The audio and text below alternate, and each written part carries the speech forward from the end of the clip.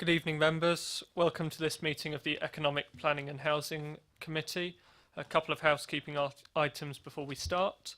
There are no fire alarms scheduled for this evening, therefore if the fire alarm sounds, please evacuate the building immediately. The fire exits are located at the rear and side of this room. Go down the stairs and meet in the War Memorial Park.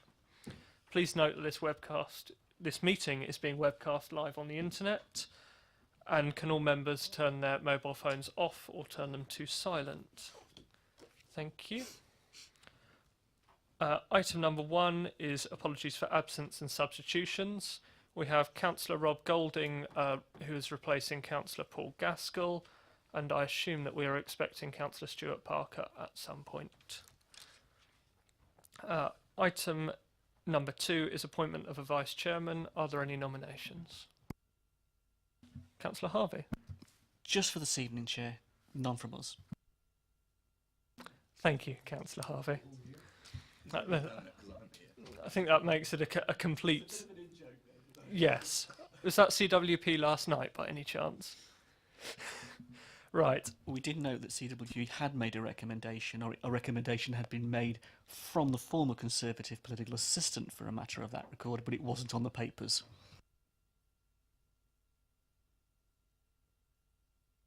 I think we'll move on.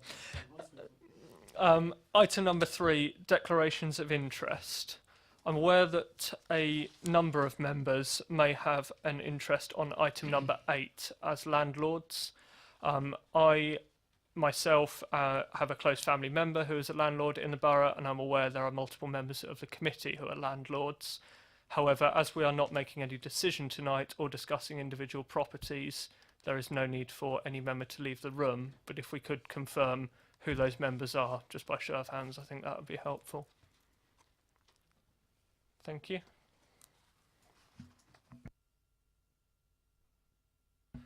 Item number 4, urgent matters.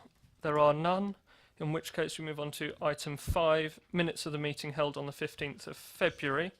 Are there any comments on those minutes? Just on the points of the last meeting relating to office to residential permitted development, I'm aware that the officer, Matt Melville, is working on the questions which the committee asked of him, and he is still pulling together a response on a number of those points because they required some rather in-depth research, he suggested, so we're expecting an answer on those in due course. Councillor Miss James. Sorry. And the other point, and I haven't read the minutes in relation to that, is Matthew said that he was going to come back to us with information relating to the council's position on us buying or looking at potential sites and what we're looking at to purchase in relation to permitted developments. He said there was ongoing work happening there, and he'd come back to us on that. I think I missed that. I haven't seen that email. Yeah, I think that's part of what Matthew Melville's working on. So it'll all come as rather than sending bits out, I think he wanted to put it all together in one response on the items from the last EPH committee. So we will have those in due course, because I've been chasing those through. Are there any other comments, or are we happy to accept those minutes? Okay, thank you. Item number 6 is the Basingstoke Business Improvement District, which is our annual update, and we have the Chief Executive of the BID, Lucy Bozeman, and the Chairman, David Rushbrook, with us. And I believe the leader, Councillor Sanders, is going to introduce. I don't think there's anything for me to say because you just said it. This is the annual update on Basingstoke Together, the BID, and we have with us this evening the Chairman, David Rushbrook, who I think is going to speak first, and then pass on to Lucy. Over to you. Thank you, Clive. Good evening, councillors. Just really brief for me, really. Just by way of introduction, I've been the chair of the board since January 2017, taking on over from Lawrence Martin, who may have presented. I wasn't here last year.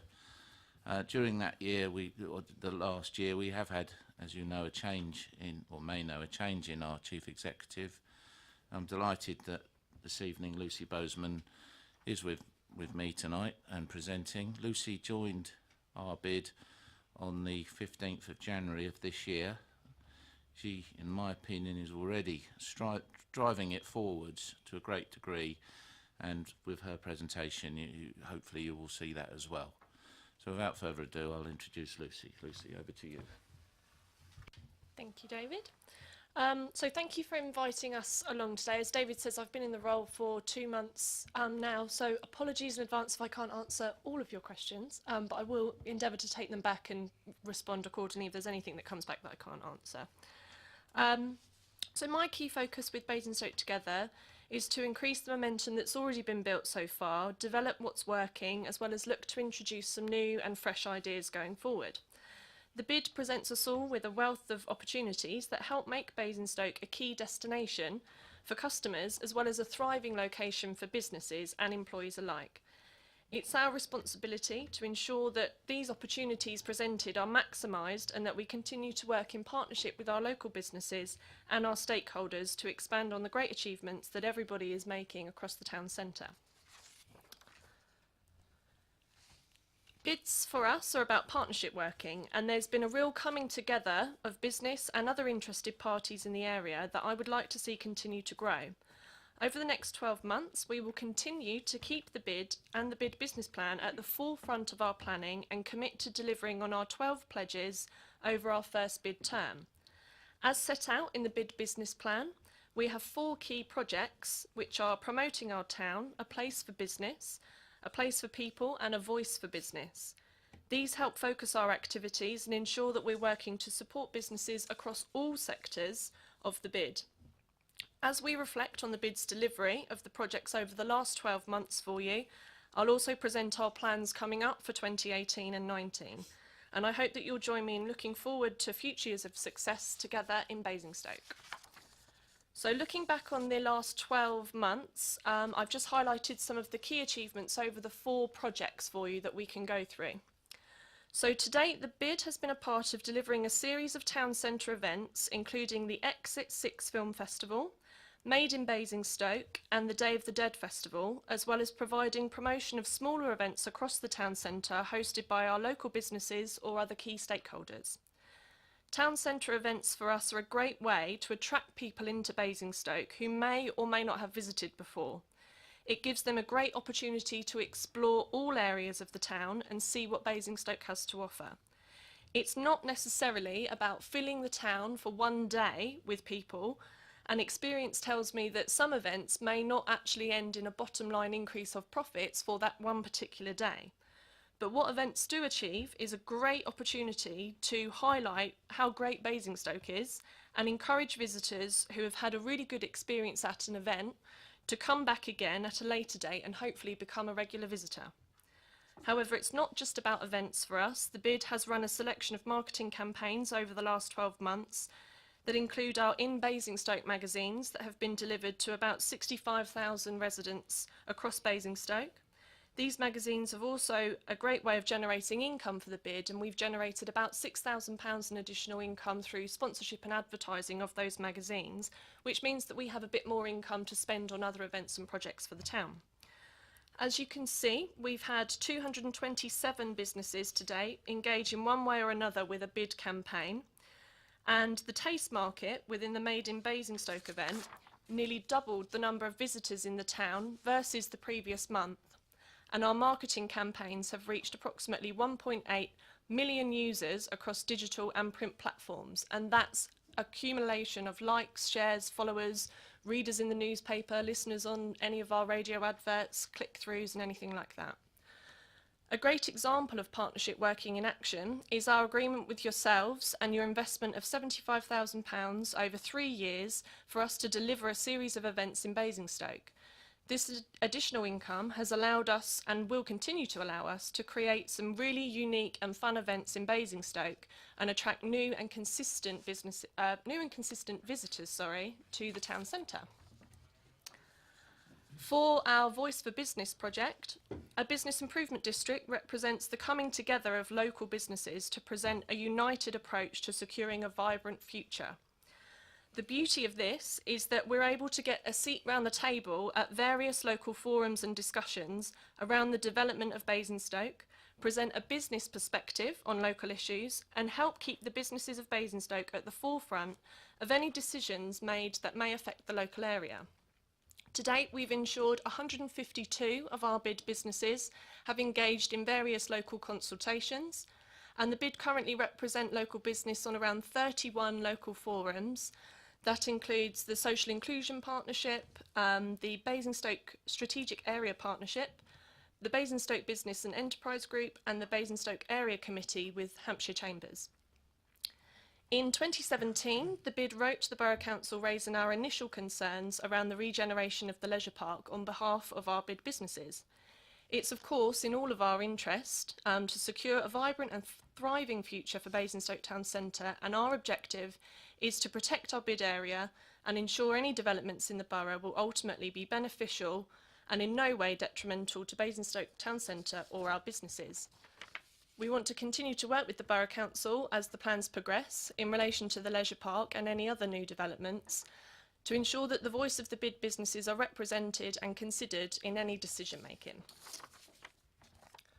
On to our Place for Business and a Place for People project.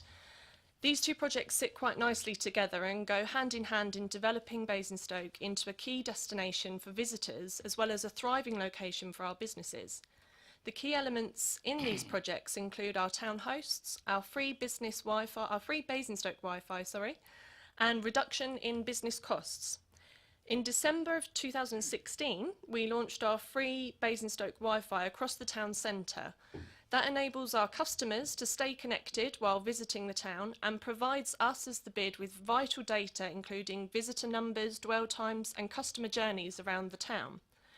To date, we've tracked nearly 5.5 million journeys across the town, and we've had 49,000 visitors make use of our free Wi-Fi. We've recently joined forces with a company called Meerkat Associates, and they're a bid-focused centralised procurement company dedicated to working with bids across the UK to identify and establish savings for our levy payers in areas such as insurance, merchant fees, utilities, water, stationery, pat testing, and essentially any other business costs that you can think of. This has proved a real success so far for the bid, and a project that we're really looking to carry forward and promote to our businesses. To date, we've identified over £30,000 worth of savings for businesses, and many of whom who have progressed with their quotes have subsequently saved more than the cost of their bid levy, which actually makes the bid cost neutral for them going forward. The bid aimed to create a safe and welcoming environment, especially for those who are visiting in the evening or at the night time. And for the past 3 years, Basingstoke has successfully retained its Purple Flag status, which is a national accreditation that recognises good practice and management of the town centres in the night time. This again, for us, is another great example of partnership working, as this accreditation has proved significant through work with the local police, the Borough Council, pubs, bars, restaurants, the Anvil, as well as our street pastors, and we're really glad to be successfully assessed again for a third year. These are just some of the top level results from our activities today, and I have with me some of our annual reports which you're welcome to take away, which have a bit more detail and a bit more meat on the bones for you, so you're welcome to take those away after the meeting. I understand that Daniel's going to update everybody on the town centre health check, so I've tried not to do too much duplication with our statistics and take away from what you're going to talk about, Daniel. But in terms for the bid KPIs and how we're measured, in terms of footfall and vacancy rates, the current estimated vacancy rate for the town is around 8%, which is lower than the national average but of 11%, but it's marginally higher than our competitors. Our GeoSense data collectors, which we have through our town centre Wi-Fi that monitors the footfall, they've been installed since December of 2016, so we're not quite at a stage yet where we can identify year-on-year data.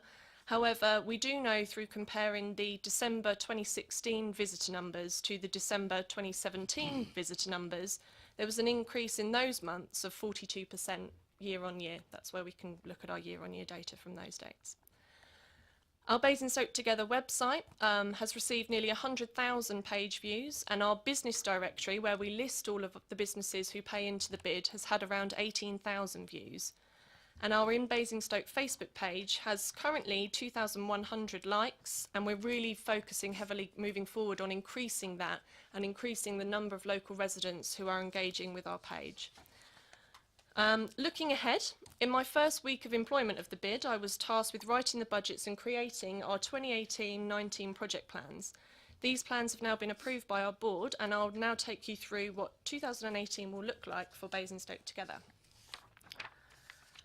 Firstly, before I wanted to create any plans, I wanted to develop a mission statement for the bid, which encapsulates who we are, why we're here, and what we want to achieve. This mission statement sets the tone for any projects and events that we're going to deliver, defines Basingstoke Together, and gives focus to our board of directors and myself and our team when looking for new projects or ways to improve the bid. That mission statement is to bring Basingstoke together to deliver a vibrant location where our businesses thrive and our visitors are inspired. Fairly simple and straightforward.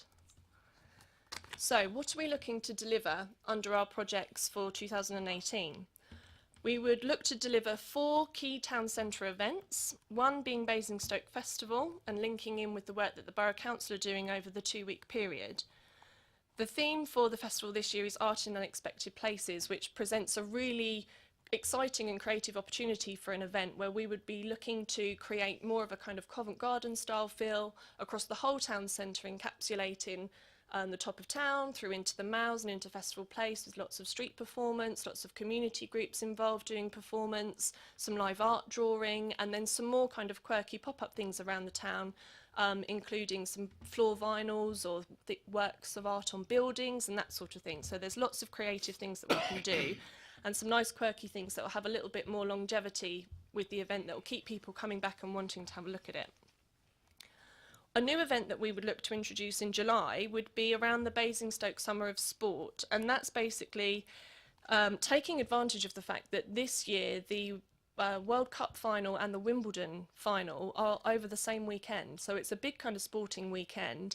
So we want to make a big deal out of that and really kind of work with a lot of the local sporting community groups to create a Go Try event where community groups can get together who create sporting activities and have that again all across the town centre, give them the opportunity to promote themselves, promote their club, encourage local residents to come in and try out new activities, as well as putting in lots of nice new things like, for example, an urban beach at the top of town where people can play beach volleyball or something quite creative and fun like that. The third event is the Exit 6 Film Festival, which will be carrying through from the previous 2 years, which is really growing. Each year they get more nominations for films each year, and they've had some really interesting nominations this year from some quite well-known people coming up, so we're looking forward to developing the plans with them, and again making it a bit more of an all-encompassing event, covering the whole town, making a really big, visible, impactful event where anybody can walk into Basingstoke during these events and they're very aware that there's an event on no matter where they are in the town centre. And finally, looking at Basingstoke Food Festival, which we'll be doing in partnership with Festival Place and the Mows. And that's more of an autumn food festival, looking at putting in food fairs, activities, live cooking with celebrity chefs, lots of free activities for children, and really encouraging families all across the borough to get involved, get into the town, encouraging them to move around the town, engage with the businesses in the food and beverage industries. And again, just lots of opportunity to get people in, see how great Basingstoke is and experience it, and experience some new parts and some new businesses that they may not have interacted with before. On to digital marketing. Like I alluded to earlier, we don't at the moment, in my opinion, really utilise our social media as much as we could, and it can be a real good driver to engage with our local businesses and help to promote them locally. So we'll be focusing over the next 3 months especially in increasing our own social media presence to become a better tool for our businesses to be able to engage with and promote themselves via our In Basingstoke social media. We'll be hoping to continue with the In Basingstoke magazine that is delivered to our local residents. Excuse me. And we're hoping to deliver that as a partnership project by engaging with the Borough Council, with Festival Place and with the Mows to ensure that it's a much more rounded publication, that it covers everything that's happening in the town centre, and on the outskirts as well, and again is a real kind of representation of what happens in Basingstoke, give people a real feel for how exciting the town is, and it's all about encouraging people in. And then lastly, with the Christmas pop-up activities, we won't be looking to do a large-scale town centre event around Christmas because that's covered by Festival Place and the Mouse with their switch on. So what we'll be looking to do is kind of smaller activities and other activities, such as some creative lighting in the trees where you've got Market Square. We could look at putting some nice lighting features and complementing what the Borough Council does with their festive lighting, some projection mapping, snow machines, that sort of thing. Just something quite quirky and different to create a nice festive environment and atmosphere that follows through right across the town centre. So under our Voice for Business project, we would be looking to introduce a new bi-monthly bid newsletter. The way that we currently engage with our businesses through a newsletter is on an e-letter. It's a digital one that gets sent once a fortnight. We had a look at how many businesses that was sent to. We represent 500 businesses, and it certainly wasn't being sent to 500 businesses, and it certainly wasn't being opened by 500 businesses. So we need to make sure that we are engaging with all of our businesses. We're giving all of our businesses equal opportunity to engage with a project, to know what's going on locally, to know what's going on in the town. So we're going to do a bi-monthly bid newsletter that's a hard kind of magazine, touch and feel magazine, go back to basics. And what that will do is that's for me and the team to go round to our top 200 bid businesses and hand deliver it and kind of get in front of these people, speak to them about the projects, kind of get some positivity and kind of excitement around these new projects that are coming out, encourage the businesses to get involved. And then everybody will also get a copy in the post as well. So every single business will receive a copy, but our top 200 businesses, it's me and 2 others, so I will try and get round to more than 200, but I'll spend quite a lot of time doing it. Our top 200 will receive a visit from a member of the team where we will spend lots of time engaging with them, talking them through what's in the content and highlighting parts of the magazine that are particular interest to their type of business. We'll also continue to highlight local consultations, and a lot of that will be done through the newsletter and one-to-one engagements. Continue to have our annual general meeting where that gives all of our bid businesses the opportunity to have input formally. We always encourage bid businesses to give us feedback on what's working, what's not, what the local issues are. But the AGM is a more formal way of making a representation if they should wish. It's also an opportunity for them to join as a board member and things like that, which we always like to encourage their feedback.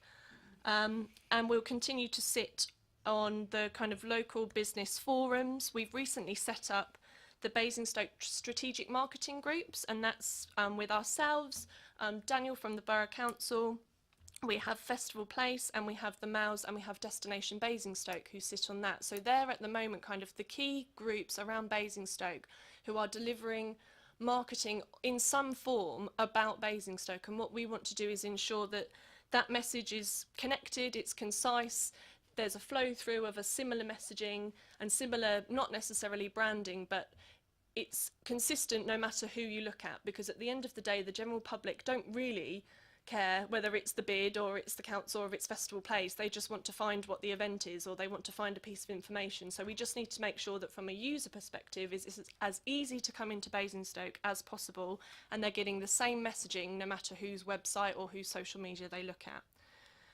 And then continuing to lobby our local partners to secure the future of Basingstoke. On to the next one. So a place for business. We spoke earlier about our business reduction costs, and that's, for me, we just want to continue that project because it's really simple for our bid businesses to get involved with. It doesn't cost them anything than about half an hour of their time. The people that we work with, they're not on commission, so it's not a hard sell. They're under no obligation to take up any of the services, but it's a really quick and easy way for especially smaller or independent businesses to work with a specialist on identifying lots of areas where they can reduce some of their business costs and their overheads. We've had some real good wins recently with one of the businesses in Festival Place, an independent business. We've just saved him on average about £7,000 a year, and that's a mixture of merchant fees and business insurance. And he pays about £300 a year in bid levy, and we've saved him £7,000 a year in overhead. So it suddenly makes the bid become quite cost neutral if you're getting those sorts of savings. We're looking to introduce a Basingstoke loyalty card scheme. We'll be working jointly with Festival Place on this because they have their Star card that's already in place, and we don't want to duplicate anything or make it too confusing for people. So we're working and in talks with them already about how we can expand that to the rest of the town. And that card will be a free card to use for employees who work within the bid area. So it's a great way to encourage spend locally and keep spend within the town centre. But it's also a really good incentive for, again, some of the office-based businesses or smaller SMEs, independent businesses, to give as an incentive to their staff, as a way to attract and retain staff and say, well, actually, if you come and work for us in Basingstoke, you get all of these benefits that we offer as a company, but you also get the in Basingstoke discount card, and it's just another incentive that a business owner can offer. We are looking at offering social media one-to-one training. So part of my role is I'm a trained digital business skills trainer, so I can sit and work with SMEs and independent businesses on helping them get set up and continue to effectively use their social media, and that's Facebook, Instagram, Twitter, and I'm currently learning LinkedIn, so we'll get onto that one. They're ever changing, and that's things around kind of how best to use kind of Facebook advertising and talking them through the steps, getting them set up perhaps with e-retailing and things like that. There's lots of different ways that they can do it, and I think some people can get a bit overwhelmed. They don't necessarily have the time to do it, so by offering one-to-one training, we can go into the business at a time that suits them, for a length of time that suits them, and talk to them specifically about the help that they need, rather than offering overall courses where some of it may not be relevant. On top of social media, we're looking at offering free or subsidised training workshops to our businesses over the course of 12 months. That's things around kind of first aid, marketing, cybercrime, and anything else that they highlight to us throughout the year that they might need some training on. If we can get enough businesses to sign up, we'll certainly run a course for them. We're also looking in those training to work with our bid levy payers where we can. So we've booked in already for May a first aid in the workplace training course where 12 people who work within the bid can come for free and get a training certificate for first aid in the workplace, and that's we've booked that through the Sports Trust, who are a bid levy payer. We would look to do cybercrime training, which is offered by Barclays Bank, and they're also a bid levy payer. So where we can use our bid levy payers, it's good promotion for them, and also it means that we can deliver something and keep it local. B2B networking with Hampshire Chambers and other partners as well. We need to make sure that as a bid we're offering projects or incentives for our office-based businesses. So these businesses aren't really too fussed about events and footfall and things like that because it's not relevant to their business. That's not how they get their customers necessarily. How they might make new business or meet new customers is through networking events or so on and so forth. So we're looking to kind of put in a calendar of events with Hampshire Chambers and other partners to offer networking opportunities or highlight the current networking opportunities that are already happening in the town. A new project that we would look to introduce is Independent Business Month, and that's in July. Now that is a national campaign. I can't take credit for inventing Independent Business Month, but we will adopt that as part of our Basingstoke Together plan. And that project will be essentially a month-long targeted promotion about our independent businesses in Basingstoke. So perhaps it'll be kind of a 5 to 10 minute long promotional, professionally filmed video where we'll interview 10 or 12 of the independent businesses in town where they can talk about their product, why they're in Basingstoke, why it's great to be an independent, why they love Basingstoke, and it's a real kind of feel-good promotional opportunity for independent businesses to get involved. It'd be free for the businesses to take part and done on a first-come, first-served basis, and the businesses that don't necessarily enter themselves into the video will do lots of other things, photography, podcasts, anything else that they want us to do for that targeted month, and it'll just be about our independent businesses. And then continue to offer our Basingstoke free Wi-Fi, in kind of promote it slightly better to get as many people on it as possible, and also just increase the usage, because for us the more people that engage with it and use it, the better. And it also helps us with tracking customer journeys and looking at dwell time and footfall numbers and that sort of thing really.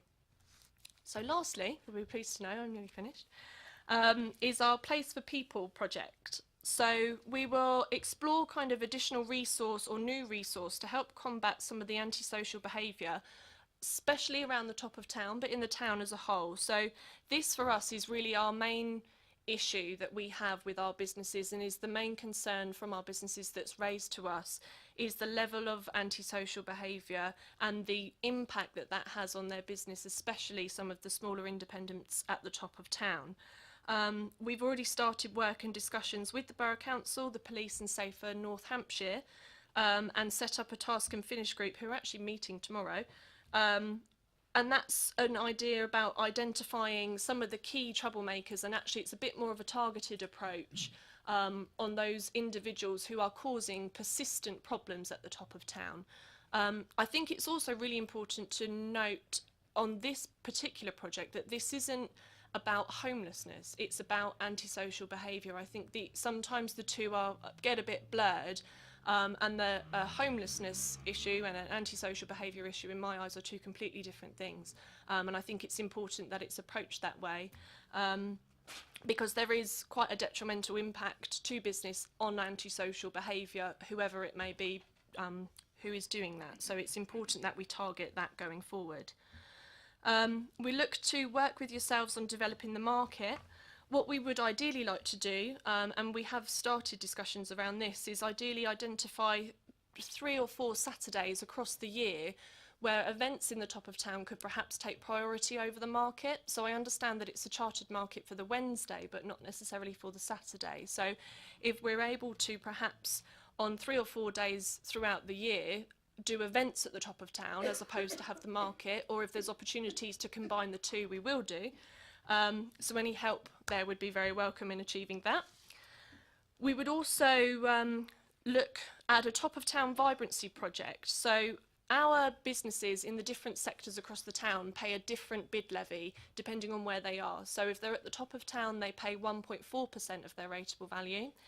If they are in the Mows, they pay 1.1% of their rateable value, and if they're in Festival Place, they pay 0.95%. And the reason for those 3 tiers is because the tenants within the Mall and Festival Place pay a service charge, and that service charge actually covers some of the services that the bid already offer. So they don't want to be paying twice for it, essentially. But what we've done is we've identified actually how much extra the money is that the businesses at the top of town pay based on their higher percentage of levy, and it's around £45,000 as a combined total. So it's a good budget that we've ring-fenced to only do top of town kind of vibrancy enhancement projects, and that's anything from kind of street art installations to banners, bunting, creative lighting, something that really sets the tone about what the top of town is about, because it may not necessarily be the businesses that are the draw there, but if we can use it as a social space and get people exploring and using it and actually getting up there, then they will naturally filter into the businesses. So that money is ring-fenced at the moment for a vibrancy project going forward, but it's open to interpretation, and we kind of welcome your input on what that might look like going forward. That also looks at things around perhaps additional floral displays for the town, filling in some of the gaps where perhaps the current projects for budgetary reasons just doesn't spread.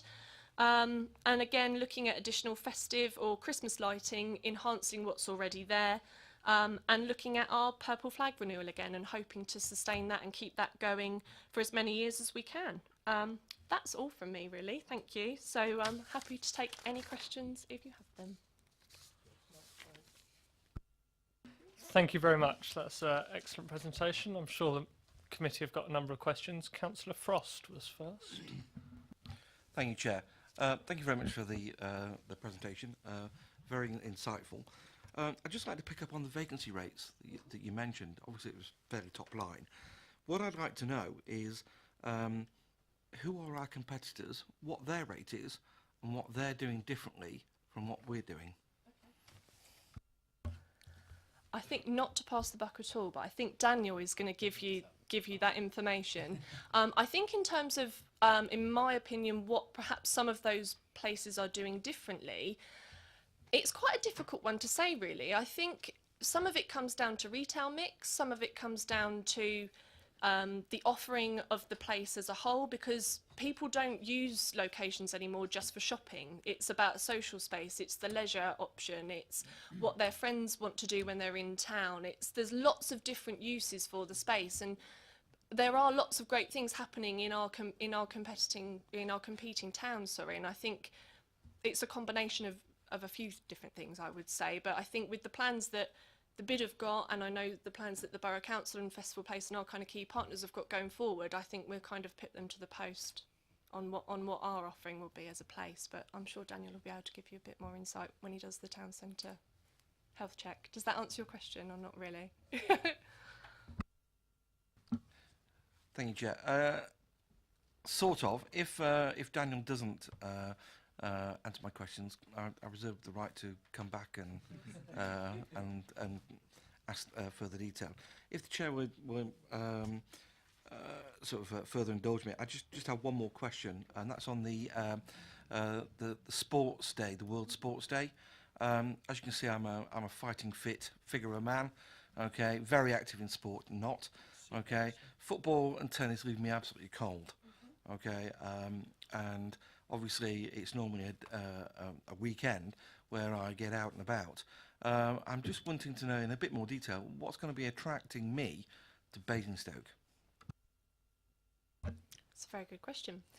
So for us, the sporting event is not necessarily just about the World Cup and about tennis. It's opening an opportunity for all different types of sports that are across the borough and further afield to come in and kind of highlight what they're about. So the event predominantly is about sport. So in all honesty, if you're not that interested in sport, the event might not appeal to you, but there are lots of different elements in the event, and I think just the vibrancy and the feel of the event might encourage you to stay in longer.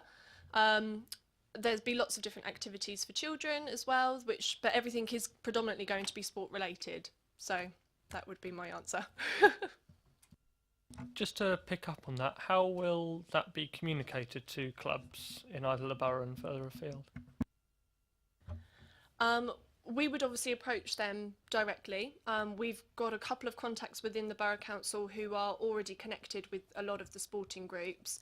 And we're kind of building up a bank of contacts as well as we kind of progress with organising the event. We would also look to approach some of the local schools as well if they have sports clubs within their schools, and encourage them to be part of the event. And just kind of through our general social media and other marketing channels, we would hope to engage with them. But for me, we want to engage with as many different kind of local sporting communities as possible to really fill the event with everything. Daniel. And I think we'll be providing support to the bid throughout, kind of sharing not sharing our contacts, but passing on the information to our contacts and using our social media to promote the event and make sure we get maximum engagement. That's what I was saying. It'd be great to get a range of sports, and if it really showcased all the different things that are on offer in and around the borough. So that would be good. Councillor Cubitt. Thank you. That was an excellent presentation, very comprehensive. Thank you. 3 questions. Footfall, you mentioned this spike, and I know you mentioned that you haven't got a long kind of comparison data, but a 42% increase in footfall sounds extraordinary. Was there some specific event that happened on when you compare that actually would flatten out that spike? I think naturally footfall, if throughout the Christmas trading period over years, will increase anyway.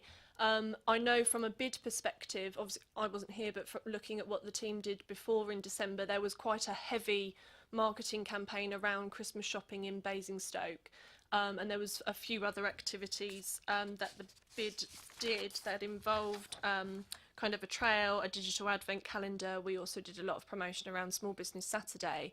I know that Festival Place had a lot of smaller pop-up activities within Festival Place throughout December, and as did the malls as well with their Christmas market. So I think that probably would have helped to increase the footfall. A spike of that size, I would have to go back and actually have a look in detail at what each of those activities were and how it correlated. But at the moment, that's just what our That's just what our data shows at the moment. No, it's just that if you look at the evaluation nationwide, there was a marked increase in internet shopping, I understand, this year. So that would suggest that you would expect a reduction in footfall. So just intriguing to see such a huge increase. It's a welcome increase. It's great news. It's just, is it an aberration? Is there something that's skewed the data? That was my point. But I'm not asking you to do any extra work at all. Reference to social media, I'm sure you've met Hannah Golding, our cabinet member, who's responsible for social media. But if it's such an important area of the bid, and I can imagine it is, especially when going forward, businesses are going to have to really keep up to date with it in terms of the competition and how many of the public are now buying their stuff online. What are you doing with Hannah Golding at this juncture in relation to interface of what we're doing with regards to social media? And I understand we're actively encouraging our businesses on social media. We're at 5G. I don't know whether that plays out well, and I'd love to hear a little bit more about that. I've not actually managed to meet with Hannah at this stage. I've currently met with Daniel and Sarah Steele from the marketing team at the moment, but hopefully that's something that will come into this kind of Basingstoke marketing strategic meeting that we've set up, where we want to get all people like that involved, where we can really align the messaging and any kind of work that she's done where she's seen that's really worked and that's a good idea. Absolutely, we'll kind of take that on board and use that within ours, or kind of work together to make sure that it's all working as well as it should be and in parallel. Thank you. I think that sounds like a good idea. And then just finally, you were talking about the Independent month that's a nationwide, and you made a reference to videos. Who's going to be watching these videos? How are they going to be pushed out? They're going to be pushed out on social media. Who's the target audience, and who's actually who's marketing it? So firstly, we would share it with the key partners in the town and encourage them to share it. But for us as a campaign, what we would mainly do is we would upload it as a video onto Facebook, and then through paid promotion, we share it on Facebook. I've done a similar thing in my previous role. I've come from managing a bid in Camberley in Surrey. And we've done it an Independent Business Month consecutively for 4 years now. And the last video that we did, we paid not a huge deal of money to promote it on Facebook, and it got nearly 100,000 views on Facebook just within the month. And the ideal thing with using Facebook advertising is you can really target your audience and who that is. For us, Independent Business Month is about encouraging local residents to come in. So for me, it would be quite a small catchment of area of people, but they would get hit with the video quite a few times and it gets shared. And again, like I say, we would share it with our partners and hope that they would do the same as well. So predominantly it's a digital social media based campaign, but share it with local media. Again, even quirky things like share it with the radio stations, because they'll then put it on their social media, and it's an opportunity for us to go in and talk on air about some of the businesses, or get the businesses themselves to come in and talk about it, and lots of different channels, but predominantly digital social media.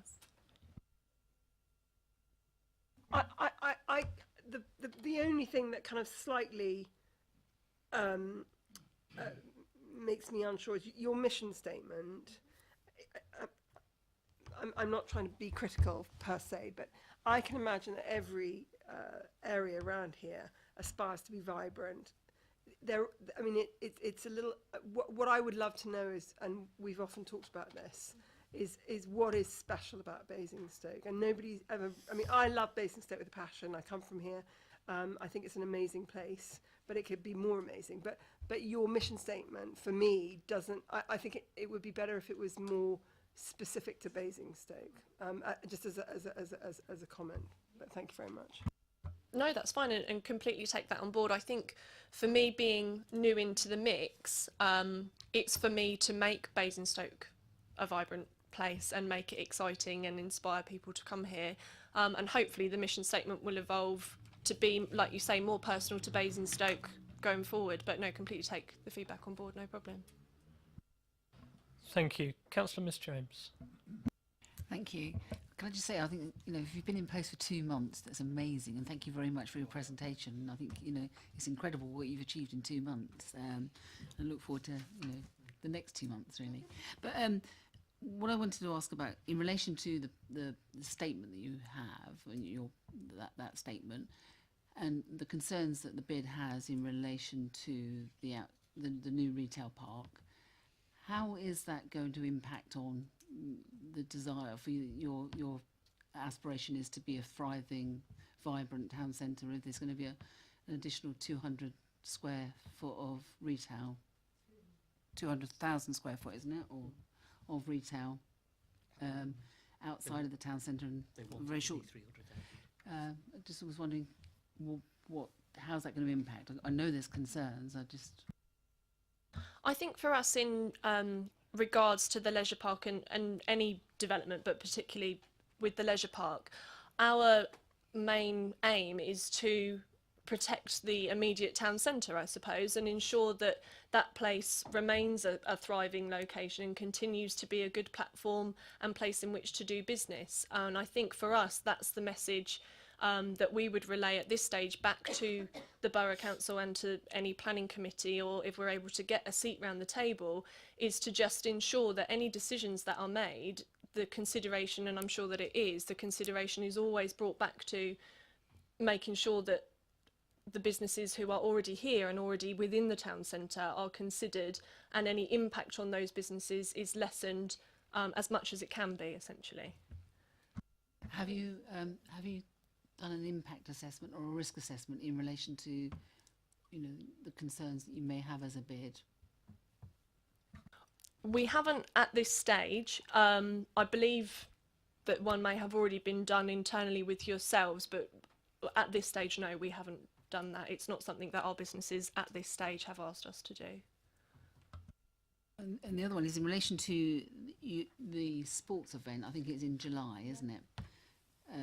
I think that's exciting. And again, I know the town centre is concerned and the sports centre is concerned about the new hotel that is planned.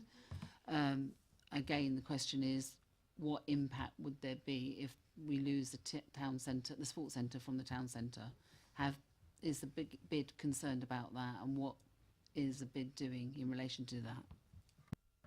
I think there's kind of two parts to your question, really. In as a kind of single answer, if we were to lose the Basingstoke Sports Trust in any respect, it would be damaging to the town, because I think they're a real hub in the middle of the town. They provide a fantastic service to local residents and further afield.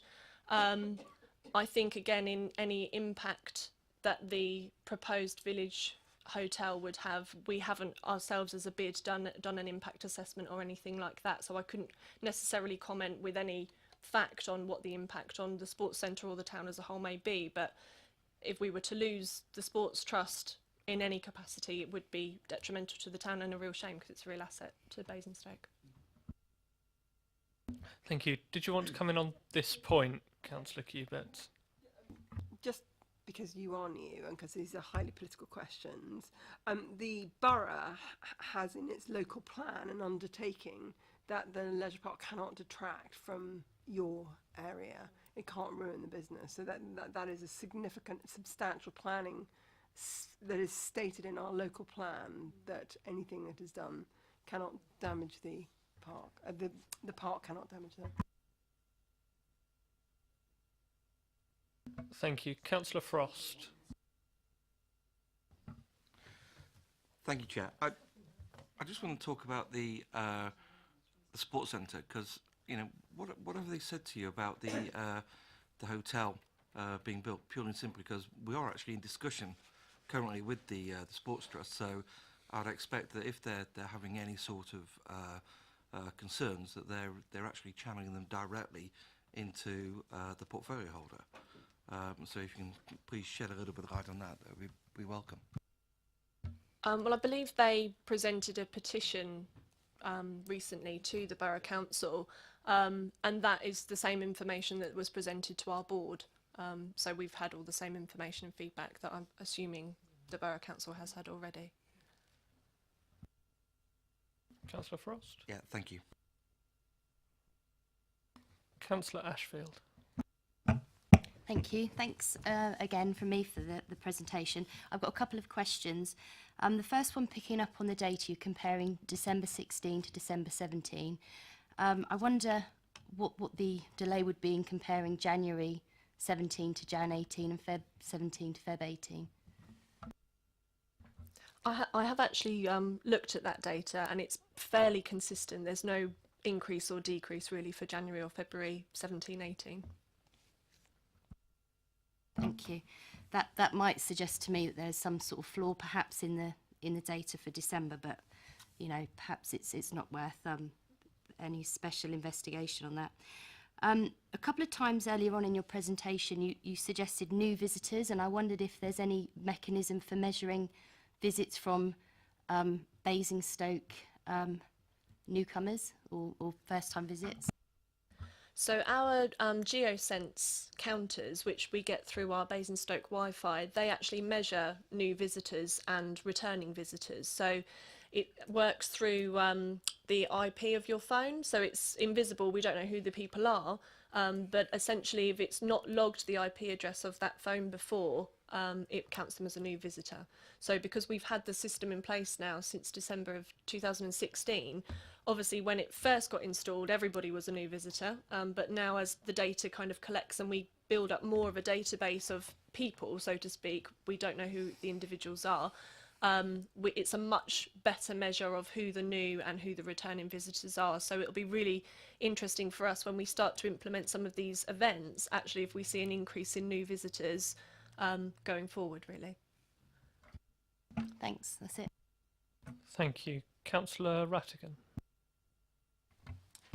Thank you, Chair. I was concerned this time last year when we had the presentation about are you increasing the spend of people who arrive in the town centre?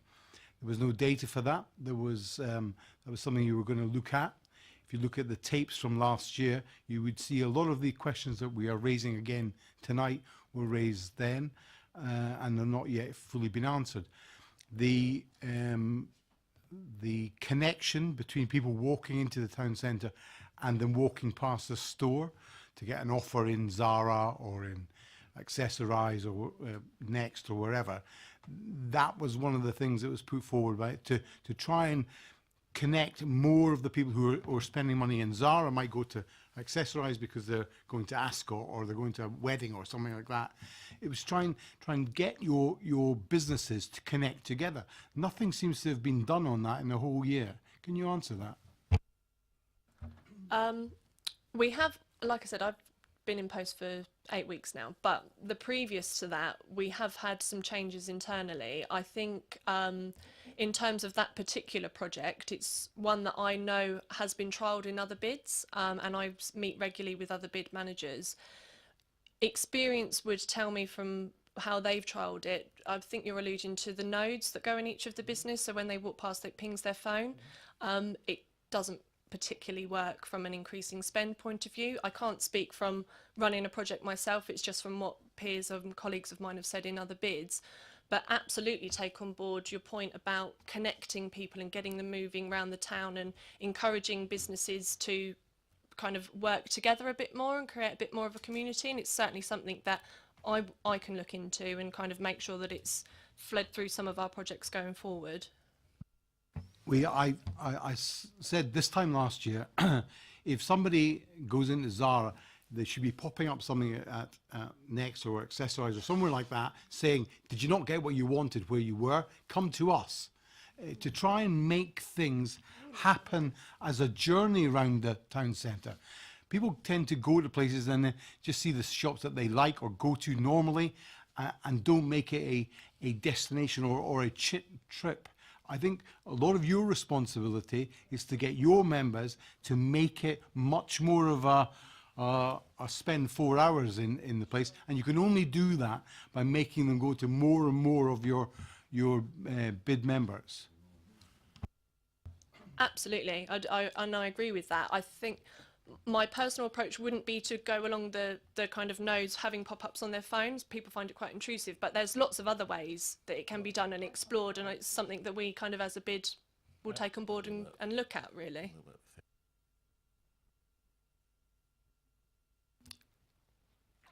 Thank you. Councillor Frost.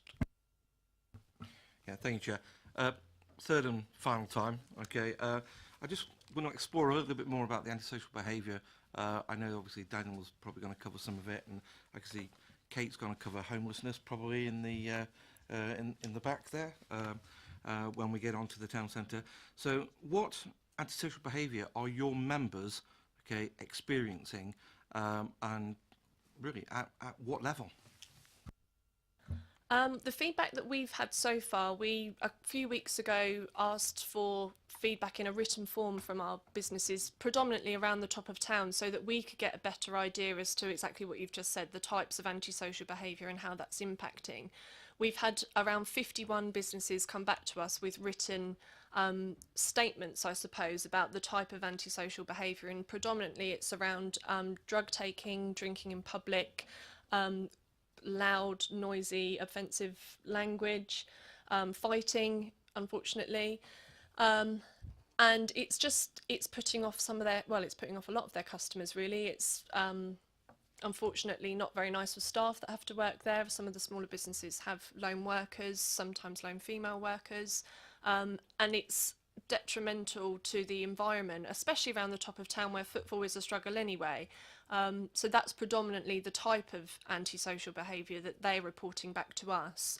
We as a bid currently, until we have something more substantial put in place that we're working on with our partners, we always encourage our businesses to ring it through on 101, which for various reasons, some of them are quite reluctant to do, but the bid will support them in actually making that phone call, because it's really important for us to tell them that actually if you don't report it, there's very little that the police or the council or whoever it may be can actually do about it, because it's not logged and registered. So it's encouraging businesses to report it or doing it for them if they ask us to, and just working with them to hopefully going forward lessen the business impact around some of the antisocial behaviour. Just one follow-up, Chair. So you obviously amalgamated this, the written responses from the 51 from people. So what are you actually going to do with that information? We had a really productive meeting recently with the Borough Council, Basingstoke Police, Safer North Hampshire, to basically present these findings to them and to essentially ask if we could as a collective work together going forward to identify a new approach. I know that the Social Inclusion Partnership are doing a lot of work around homelessness, which is fantastic, and there's lots of great work being done, but like I said before, it's important to note that this isn't a homelessness issue, it's a street attached or antisocial behaviour issue, and lots of that was highlighted in the recent street audit that was carried out through the Social Inclusion Partnership. What I would like to see happen, or what as a bid we would like to see happen, is a bit more of a direct approach with the persistent people causing antisocial behaviour, perhaps through community behaviour orders or fixed penalty notices, but they don't always work because people might not necessarily have the money, or in some cases members of the public will pay it for them, but a slightly more kind of direct approach and a stronger message about behaviour not being tolerated in Basingstoke. Thank you. Councillor Harvey. Thank you, Chair. Just picking up on that point, I know a considerable number of years ago, the relationship between those then responsible for the town centre and the police was very strong in respect of the police's presence within the town centre linked directly to the issues that were being raised. Just to explore that a little bit with you, obviously you're raising those issues with the local police force and you're getting a response from the police force, and while they are not alone responsible, they are a key, absolutely key part. Could you describe to us perhaps some of their reaction to what you've already raised with them and some of their potential solutions they may be offering to give your businesses and our businesses reassurance, and also to deal with some of the, because you're right, it isn't a homelessness issue. I think that's very important what you've said there, and thank you for saying that. I think it's very important that we bring that out and say that, but it is an issue beyond that in terms of antisocial behaviour and the impact that that has on the local businesses. So I'd just be interested to know some of the police's reaction to you at the moment and where you might see that going. They've been very supportive and very kind of open to the feedback that we've been given. Like you say, it's not solely the police's responsibility, there's lots of different people involved, but they've been very kind of cooperative with the feedback that we've given them so far and completely taken it on board. They are part of this kind of task and finish group who are looking at a more targeted approach, and they'll play a key role in kind of issuing whatever that repercussion may be. They'll be a key partner in doing that. One of the things that we did explore, because we have a certain amount of funding as a bid that we can put forward for this as an additional resource in whatever capacity, we did explore perhaps funding additional PCSOs that would be dedicated for the bid area.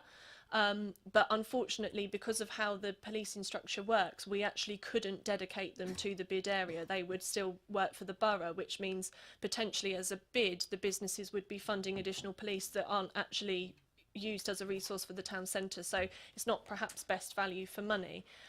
We've also looked at the CSPOs that the council provide, and perhaps additional funding towards more resource there where they can work with the businesses going forward.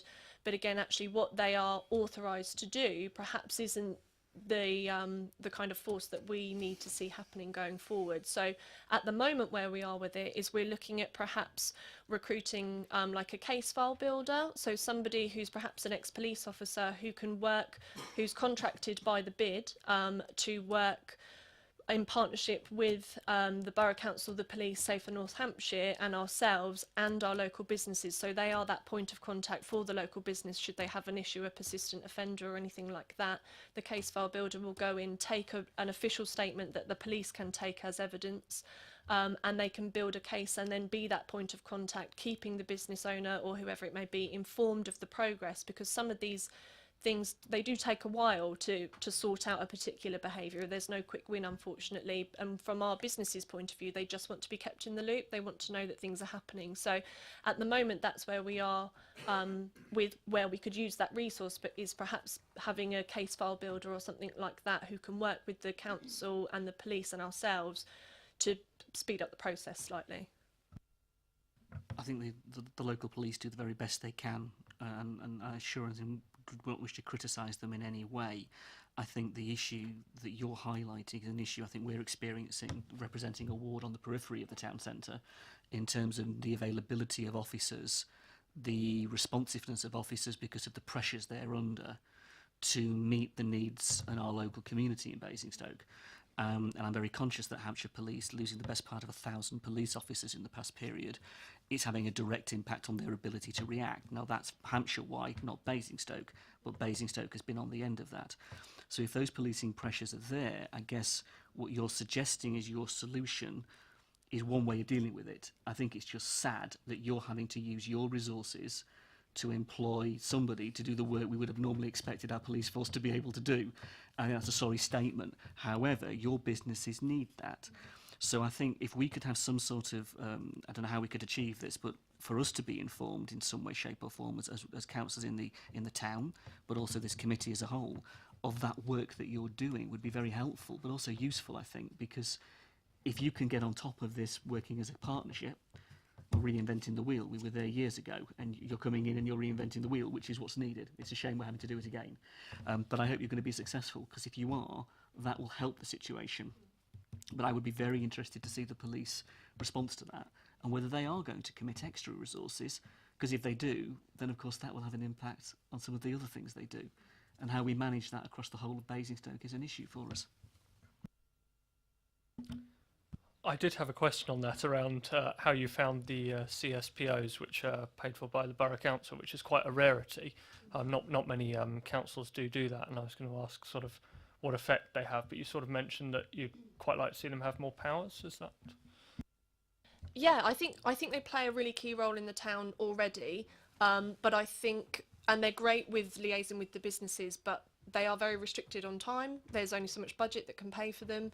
And when we met as a collective to talk about the approach that we would look at to take going forward, it wasn't necessarily the CSPOs that would be rightly placed to make that enforcement. So it would be great if they could have more enforcement powers, but I don't actually think they can.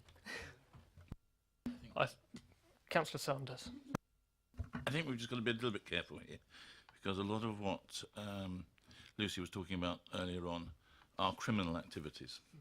And the responsibility of dealing with criminal activities is very clearly the responsibility of the police.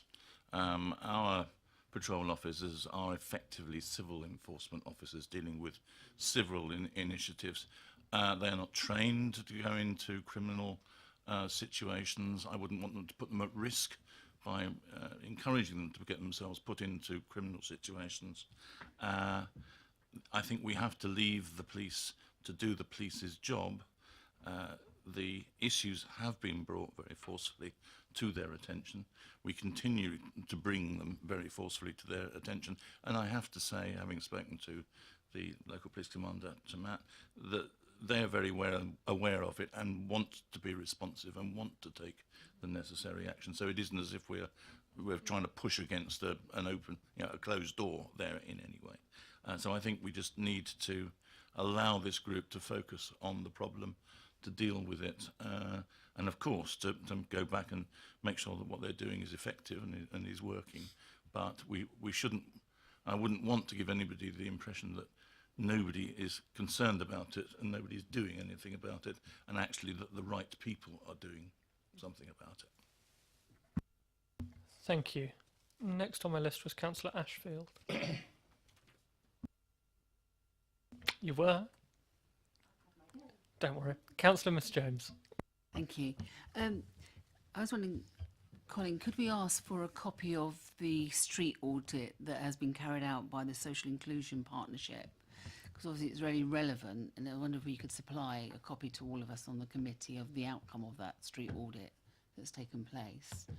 I think, and I'm not sure what is happening at the top of the town is, I mean, there may be criminal elements, but I'm not sure it is criminal. I think it's just antisocial behaviour. It's intimidating, and what we need to understand is who are those people that are at the top of town.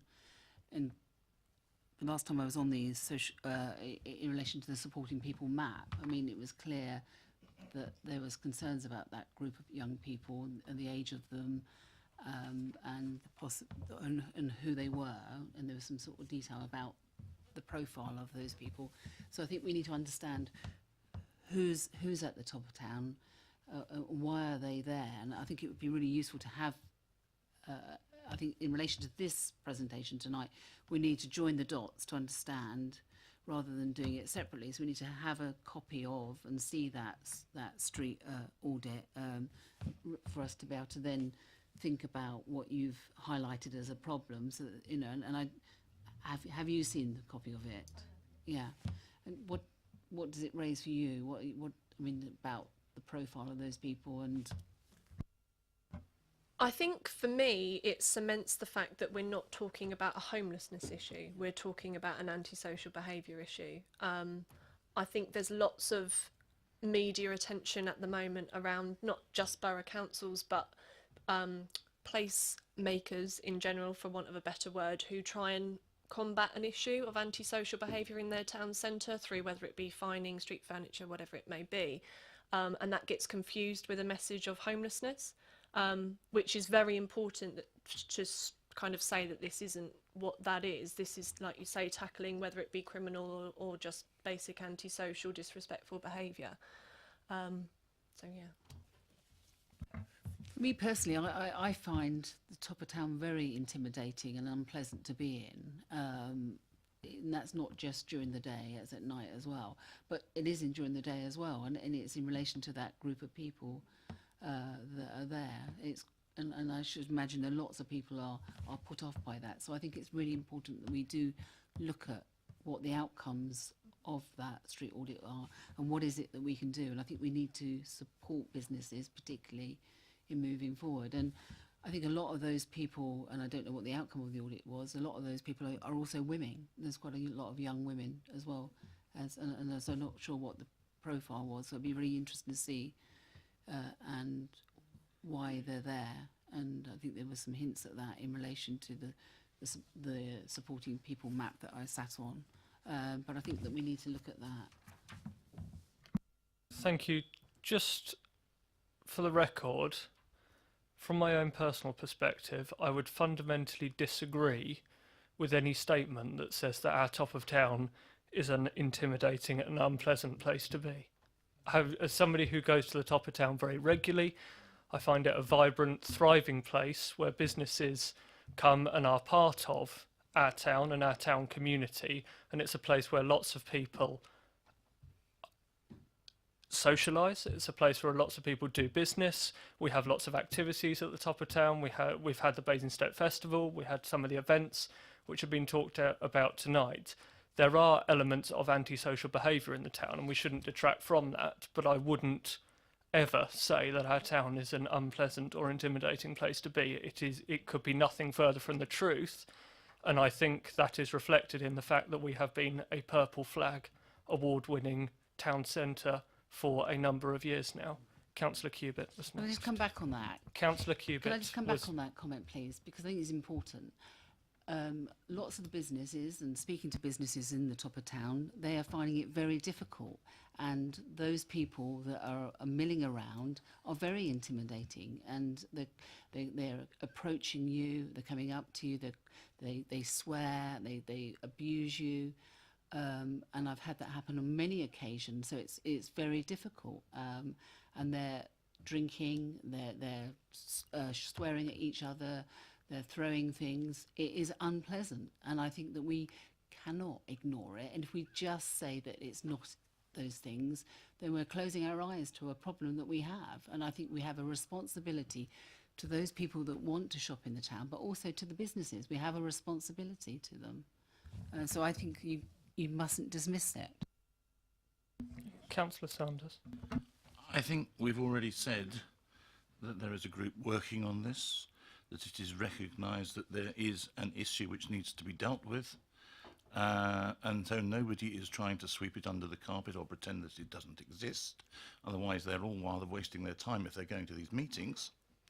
I think what we need is some quantification of what the size of the problem is, because I hear words like there's people milling about. I certainly don't recognise that when I go through the town centre. I might see the odd one or two possibly. I might not see any at all.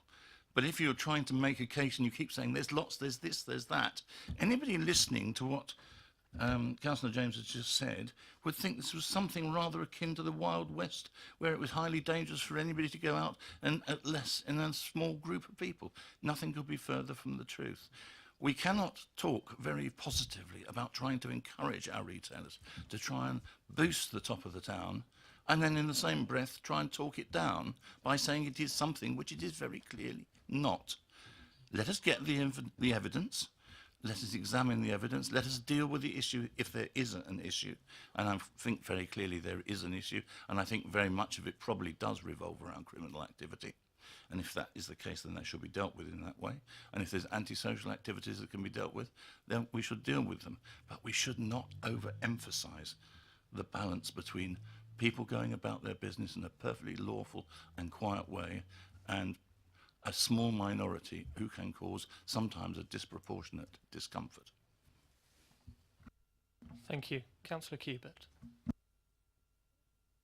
I came and had a meeting in the borough on this very issue because some of the businesses at the top of town had said that they had some concerns. And what is clear, obviously, from the meeting that I had with officers in the borough is that there is some extensive discussions going on, work going on, and I don't think it's just a talking shop.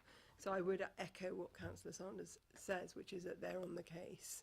And I personally think that we should have a zero tolerance in Basingstoke. I don't know whether boroughs can state that they have a zero tolerance, but I would like to see a zero tolerance because I think when bad behaviour happens and it's allowed and it's not kept in balance, then what you have is you have a snowball effect. So everything you're doing sounds great. I do think the borough is the team that I met who are looking into it are doing the best they can. And I think they're going to achieve some good things. Thank you. Councillor Harvey was next. I think that's good. I think it's what it should be. And I think we can all sit around the table and say that is exactly the way we would like it to be. And that echoes what Councillor Sanders has just said. But let's just take a step back for a moment in all of this and say you have got to be very careful when you say you are not being intimidated or you don't feel that. We don't have the right to say that somebody doesn't. We don't have the right to say that you don't. Just because you feel the way you feel, that's fine. You are a man walking through a town centre in that context. If other people feel differently because of their experience, then we mustn't ignore that and we must understand that. That equally goes for those shop owners, many of whom are not men, who equally feel that may well feel issues that are relevant to them. So I think, what we've said this evening, I think if we take the positive out of this, what we're saying is there is an issue, it needs to be dealt with, it is having an impact, that is clear, it is having an effect on our businesses, that is clear.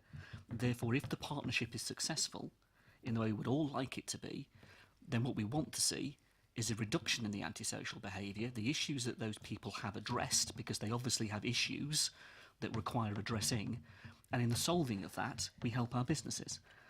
The part of that, and for years and years and years this has always been the case, a uniformed presence makes a difference. Unfortunately, we don't have that on the streets in the way that we used to have, because we don't have enough police officers to do it. They are drawn off into operating in a far more tactical and far more strategic way. We understand that.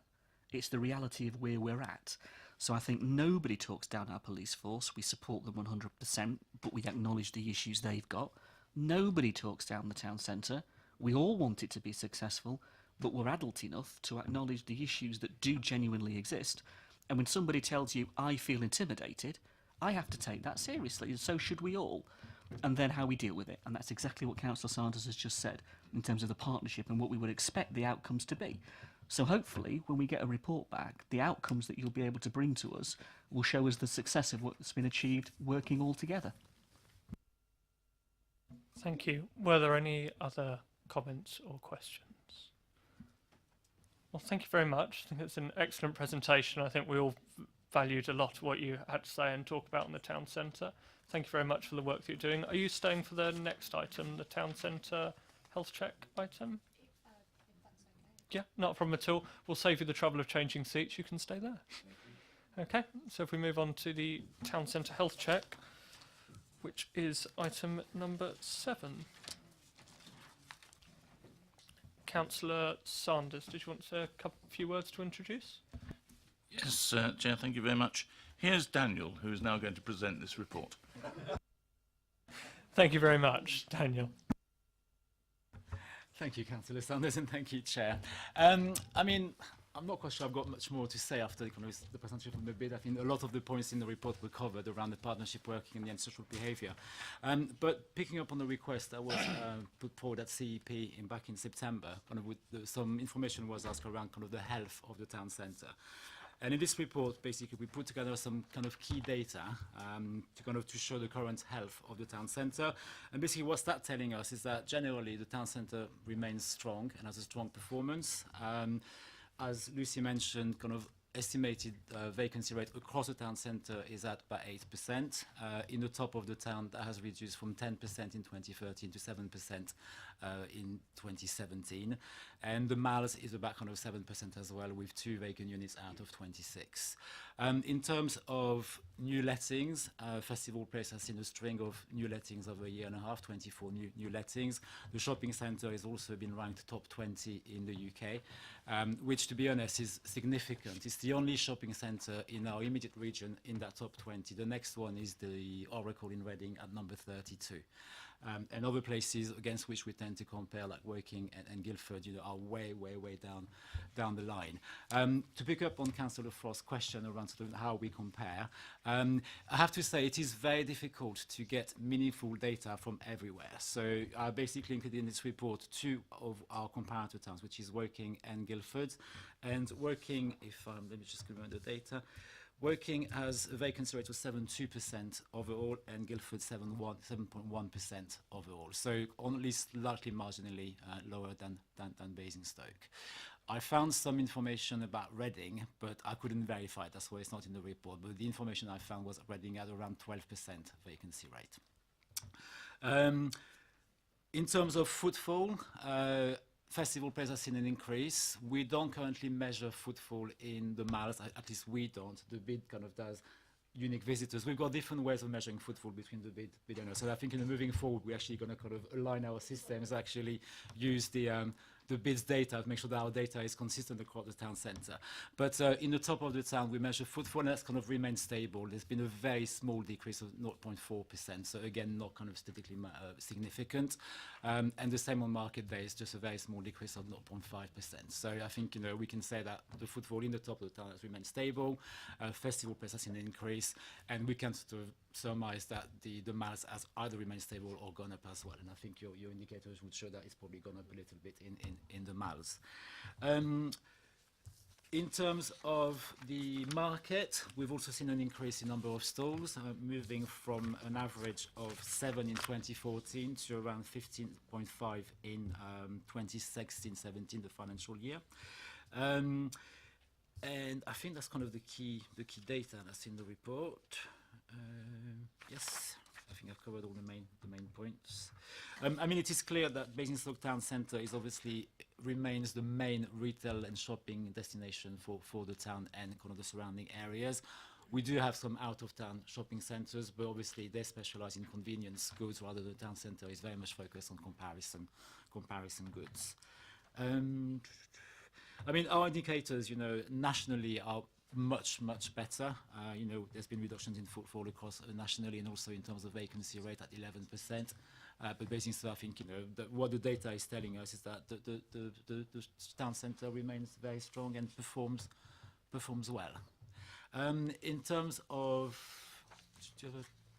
okay. I mean, obviously, you're all aware of the Town Centre programme, which we started back in 2013, if I'm correct, as you started it. And I think the Town Centre programme is very much what I would call small-scale interventions. So it's about kind of more the look and feel of the place, you know, around the planters, the benches, that sort of things. And also kind of working and supporting our businesses. One of the outcomes of the Town Centre programme was the creation of the bid, and obviously since the bid has come into force, there's effective partnership between the two organisations.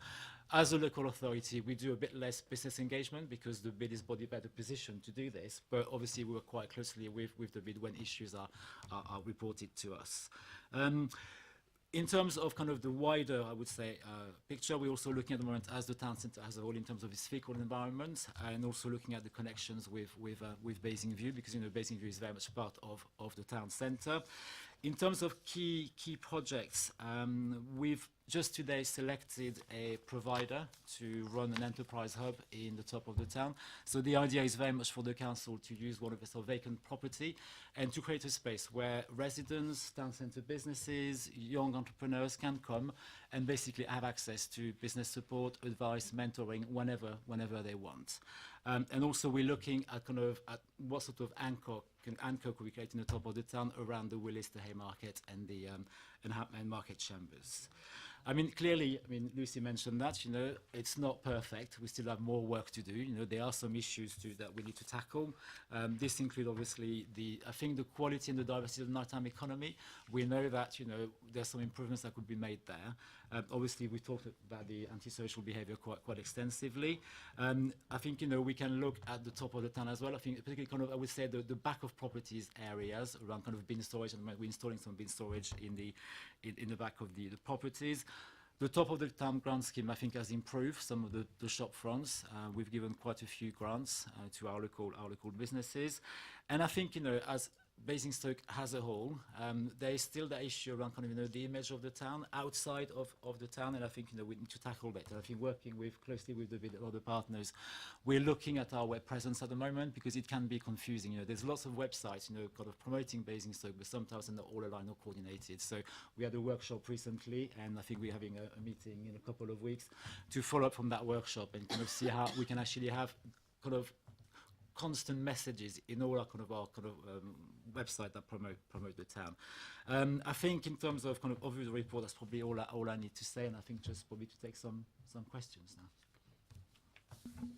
Thank you, Daniel. Microphone, Daniel. Sorry. That's okay. We are asked to note the report. I think if we go to questions from committee members, Councillor Cubitt was first. Yes, no, really excellent report. I'm just trying to kind of square the circle, because in audit we revalued the asset valuation of Festival Place downwards, or was it the Mals? And when questions were asked as to why that was, we were told then, I thought, that it was because footfall had gone down. So I'm delighted with everything you said. I'm just slightly confused that the circle doesn't make sense with what we were told in another forum. I don't know what we were told in the other forum. I think this is the data that I was provided. So, I mean, I can only kind of base the information on that data. I mean, are we comparing the same years, or was it 2016 rather than 2017? I think, there might be something there. That's the data for 2017.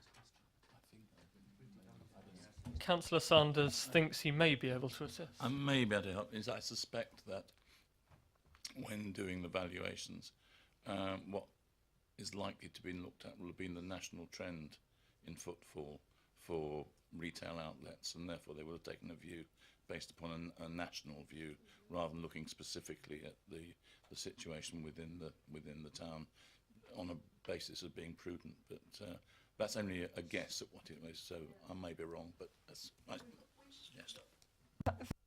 Well, we've got audit on Monday, so I can raise it then. Thank you. It just does. I just know in my head we had a long conversation about it, but thank you. Thank you. Councillor Miss James. Thank you. So can you just go back in relation to the number of properties in the top of town that are empty? Because it appears to be quite a few. How many are there? I don't have the data to hand. I think the last time that I looked in November, there were 5, but that goes kind of up and down, so that changes every month. Also, you need to be aware that sometimes the property looks empty, but the lease might still be going on. So I think there's going to be different ways of looking at it. But I can certainly get the data to you in terms of actual number of properties. But overall, the vacancy rate has gone down to 7%, and we have seen more lettings in the top of the town. I can understand that. So you don't class a property to be empty if they're still paying. No. So,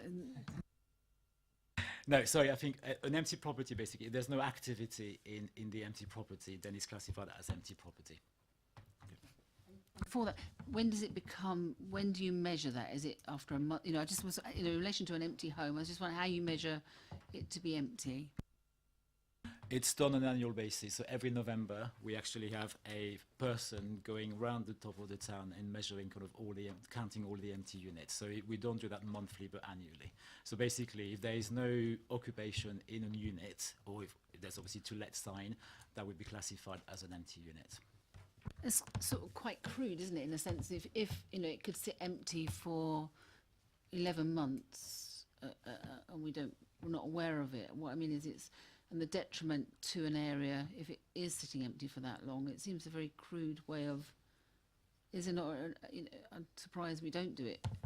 We only do it once a year.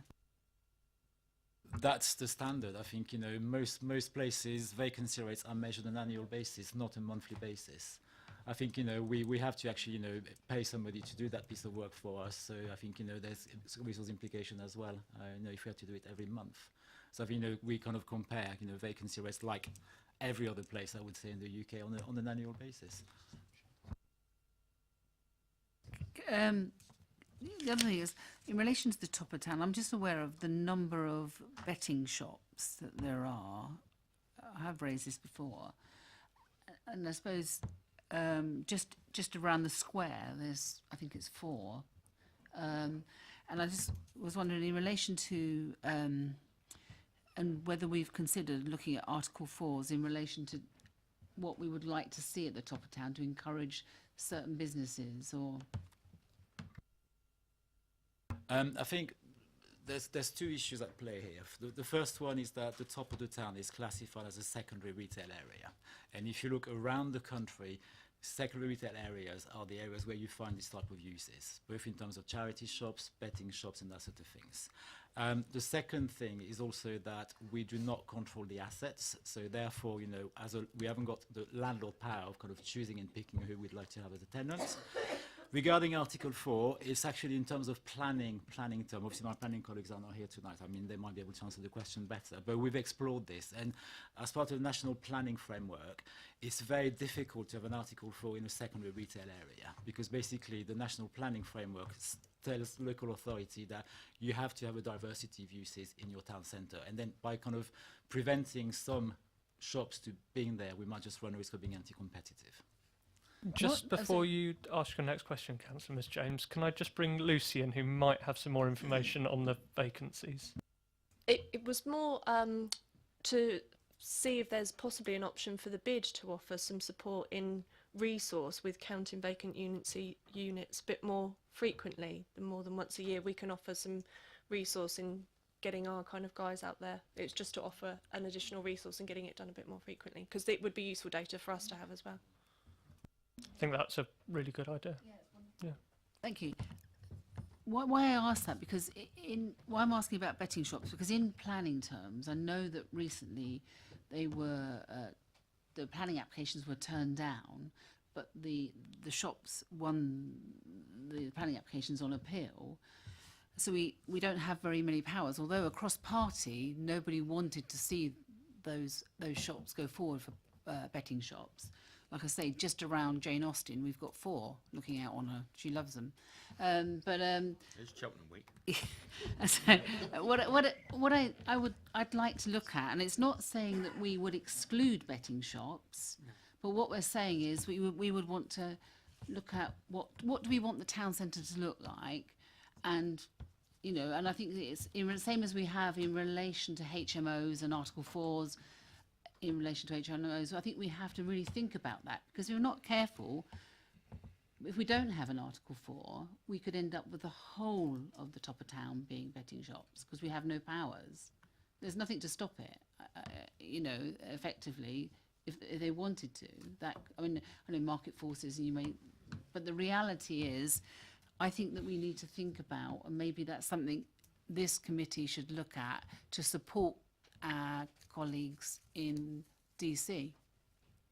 I think that's an interesting point, because you're quite right. I mean, the view of DC was very clear on betting shops. It was abundantly clear, and if something could be done to ensure that we're getting the right sort of units in the town centre. But I think it possibly comes back to what Daniel said about ensuring you've got a vibrant town centre, and in planning terms, by not allowing one thing, then you're not allowing a whole vibrancy, which is difficult. And I think it probably does come down to, there's nothing in policy to stop every shop in the entire town being a coffee shop, or every town centre being a food retailer, or every shop being a clothing retailer. So I think it's probably one of those challenges where market forces, I guess, would prevent that from happening all over the place. Councillor Rattigan. Having been in 3 of those betting shops today, I can attest to the fact that they were busy. Do you have a problem? No,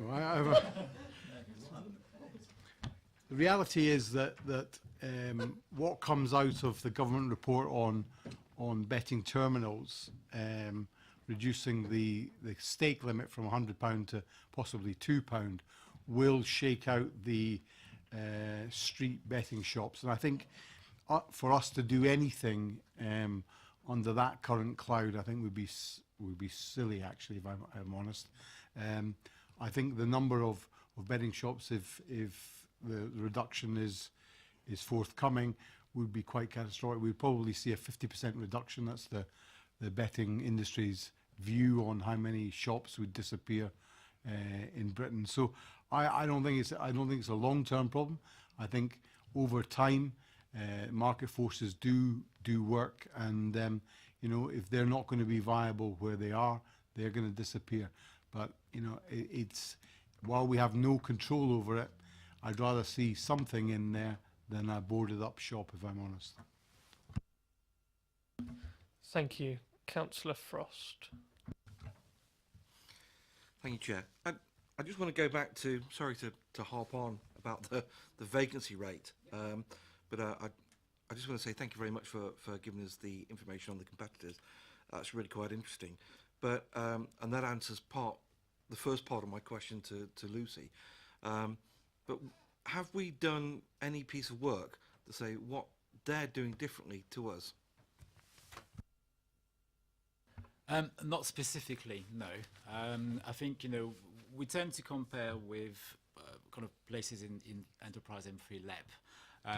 For example, I would say the most comparable town to Basingstoke would be Woking. because we need to kind of compare like for like, if you see what I mean. I think comparing Guildford to Basingstoke in terms of retail is slightly skewed because Guildford has got a historic centre, Guildford has got a university, so working probably is our closest kind of comparator town. What they do differently, I don't think they do anything differently. I think it's down to the catchment area. So the kind of how many kind of shoppers you have in your catchment area, and I don't have the information for working. It's down to the retail mix, and I think it's something that we're looking at, with the bid actually on the retail mix, and wanting to commission a study about what would the kind of optimum retail mix for Basingstoke look like. It's sometimes down to the image as well, and I think we know that Basingstoke from kind of further afield sometimes doesn't have kind of that image as a shopping destination. But having said that, when you come into Basingstoke on a Saturday afternoon about kind of 6:30, you can see that the train station is full of young people that have come to Basingstoke to shop. And we know, for example, that a lot of young people come from Winchester to Basingstoke to shop because the shopping offer in Basingstoke is significantly better. So I think we probably need to do some more work on that, kind of comparing kind of the reasons why. But I think it's I think. Yeah, I think there's probably isn't just the one single factor that makes the difference, if you see what I mean. Chaz? Chairman, if I could add to that, I mean, when I started the work commissioned by the Council on Town Centre Programme some years ago, that was a question that I sort of asked businesses and others. And to be honest, one of the major outstanding things then was the lack of a business improvement district. So quite a number of the competitors, Winchester, Guildford, Camberley, Reading, all have business improvement districts. So that really did stand out. And I think now that Basingstoke Together is established and consolidating, that's one of the factors sort of put to bed. And I think Daniel's right. Now's a good time to go, okay, so is there something else then? Thank you, Chair. Yeah, I'd just be very interested to see that work once it's done. And if Chair will indulge me, I just have one more question. And basically, that's looking at page 21 of the papers that we've been given about the shopping centres ranked by overall attractiveness in Go Shopping. Could you please just elucidate a little bit on the really on how the rankings were established because thankfully we're well above the Oracle placed 32 and obviously the Lexicon in Bracknell placed at 33, but God knows in Derby I was there the other day and it was horrible.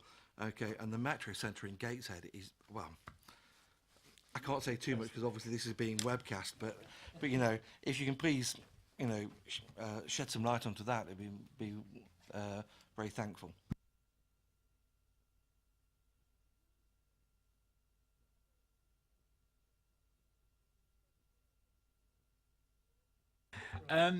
So basically, it's kind of a survey done by Travel Associates, and I think it is really the recognised kind of shopping centre ranking in the UK. So I think it's kind of a very well regarded study.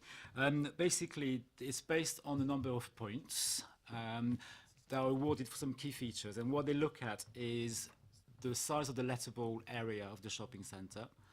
They look at the tenant mix, so what's the tenant mix in the shopping centre, the types of anchor shops there are in the shopping centre. They look at the footfall.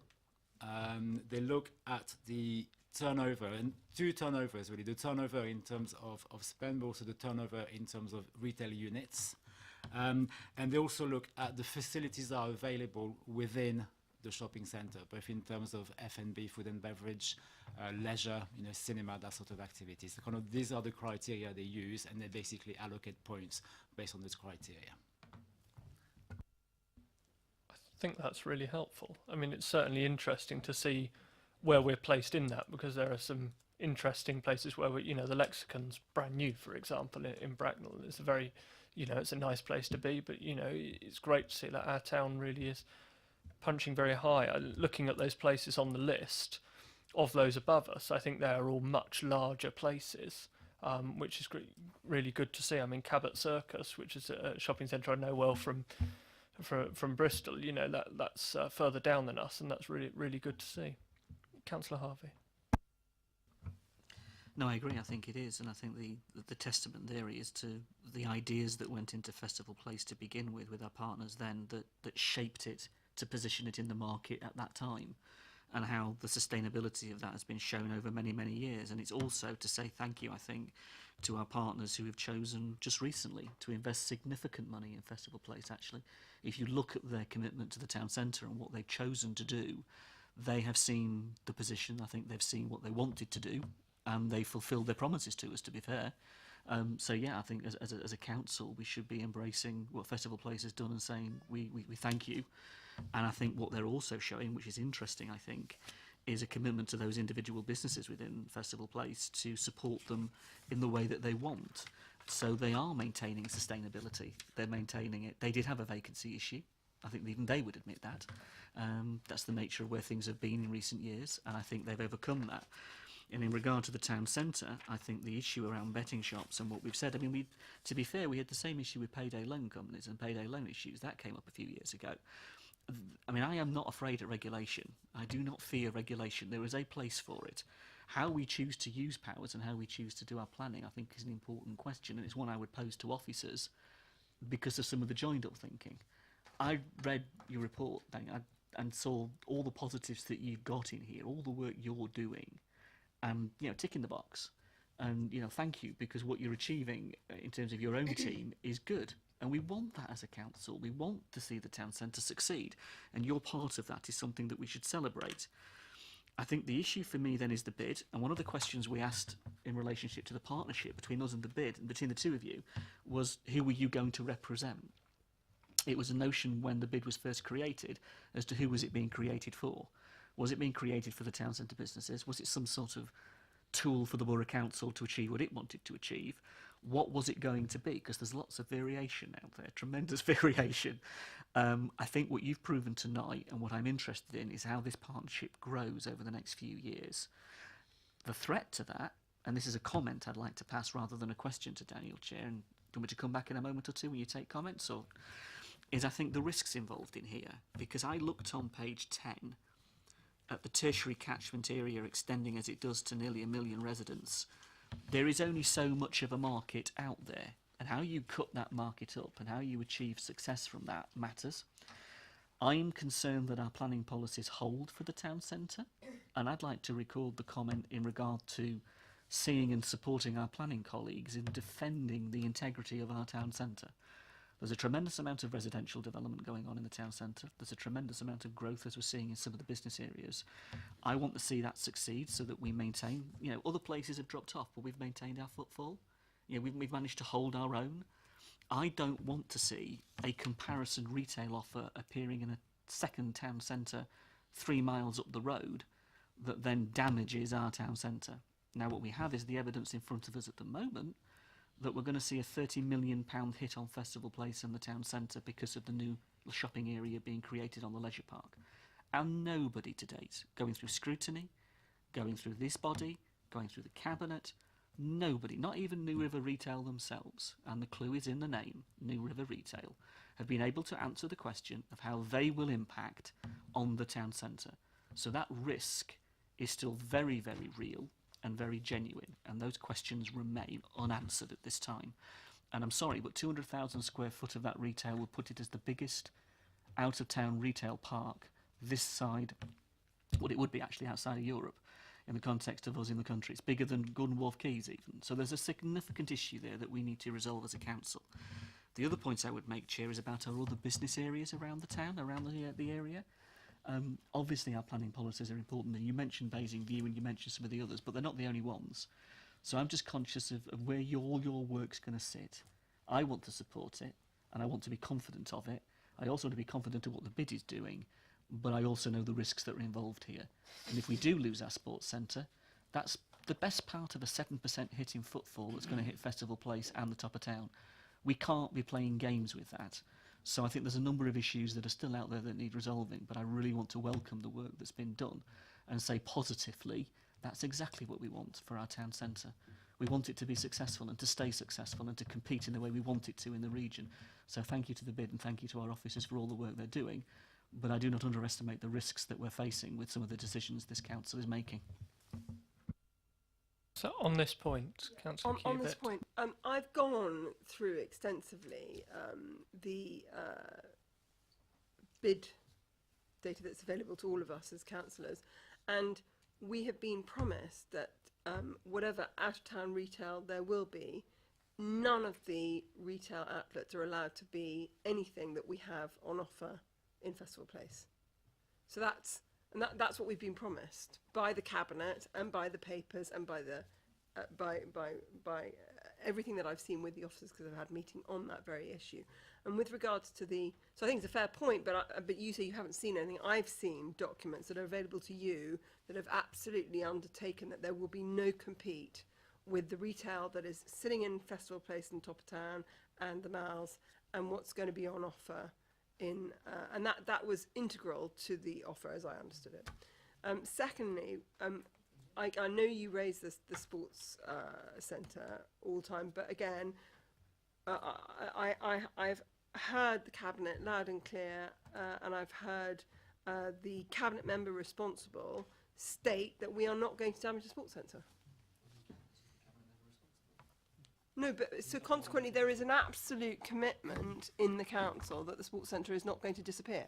So you might like to say it, but I just think it's important. Firstly, it's a side issue. It's an essential issue because it's an essential facility, but it's not a real threat. I don't believe. Thank you, Councillor Rattigan. I don't share the pessimism of Paul, if I'm honest. I think there is a big pool out there, and our job, I think your job, is to make sure that if we have a development out at the retail park, that we have a bigger pond for us all to be swimming in. I think that is the responsibility, not just for us as a council, but certainly for you to make sure that your members understand the opportunity. If we bring people in to the train station, to the bus station, they've got to get through that to get out to the retail park if that's their area of destination. And I don't worry that places are so close together. If you look at this tabling, Stratford, if you look at Blue Water, and then 6th, 7th down is Grays and Thurrock, they're just the other side of a river. You know, yeah, well, it's the Thames, but they're other side of a river. They are within 4 miles of each other. No, but then they come from all the same catchment. I do not believe that if you have the right offering, people will not come. Our population has increased 5 million over the last 10 years. Now that's a lot of people who haven't got a place they want to go to on a regular basis yet. Now our job is to make sure that we have joined up thinking in our businesses, in our transportation, in the way we get these two retail giants, if that's what it's going to be, Festival Place and the town, and out at the retail park, how we get them to marry together so as there's not copies, so as one works in hand with another. There is a way of making this work, and it is our responsibility, Paul, to find a way through this, not to put challenges up or hurdles up, but to say, yes, we've got the power in our planning. What can we do to improve the way everybody does retail in Basingstoke-on-Deane? I think it's a marvellous opportunity and a chance for us to shine. And you know, with people like Daniel on board who understand what we should be doing to boost the economic development of this borough, I think we are well placed to produce a world-class retail experience within our boundaries. And I honestly commend the work that's already been done, but I look forward to the future that is brighter than we've got at the moment, and a way that we can understand what not just our residents want, but what the whole of the South East wants in terms of retail offering. Thank you. Councillor Harvey. We all want the same ambition, don't we? And I think that's very, very fair. I think the issue here is how we see the potential risks so that we protect but also achieve the aspirations that we've got. I don't think there's a disagreement of aspiration. There's a difference in terms of how we see it. The problem I've got is that you're both right, and the test is going to come in the planning arguments. And I was very disappointed with the village hotels. They couldn't be bothered to go through a pre-app process with local councillors. They went straight for an application and effectively, and you'll forgive my language, sod you, we're going ahead with our application regardless of talking to local people and consultation. For me, that was a wholly inappropriate way to be showing this community and our town their proper interests and their proper ways of what they should do. So I think that's an issue, really. And as a local ward councillor, a neighbouring ward that's going to be in, I actually was disappointed in that. I wanted them to engage with us and not just jump in 2 feet first with a planning app, but they have done. So that's where we're at. I think in regard to the issue of New River Retail, when the gentleman sat here in this committee years ago and said, I would quite happily take Gap out of the town centre, and that was one of their examples of where they would take a business from Festival Place, and they openly said that. I think that's an issue. What they say is one thing and what we want in planning is another. So holding their feet to the fire on this is going to be critical if you decide to push ahead with this, because the market will dictate where those businesses choose to go, and no legal agreement's going to be worth it when lawyers will get them out of it. In that context, what we want is both successful if you want this. The problem is at the moment, the figures, the evidence, all of it stacks up to suggest actually we are taking a massive risk with Festival Place in the town centre. So until that can be satisfied, and the evidence, which is contrary at the moment, is actually fulfilled, Chair, I stand by the concerns I've got. But what I do want is a very successful town centre, lots of really good businesses that employ lots of people, that give us all the success that we want, and that we don't just put it at risk by doing something without thinking it through first.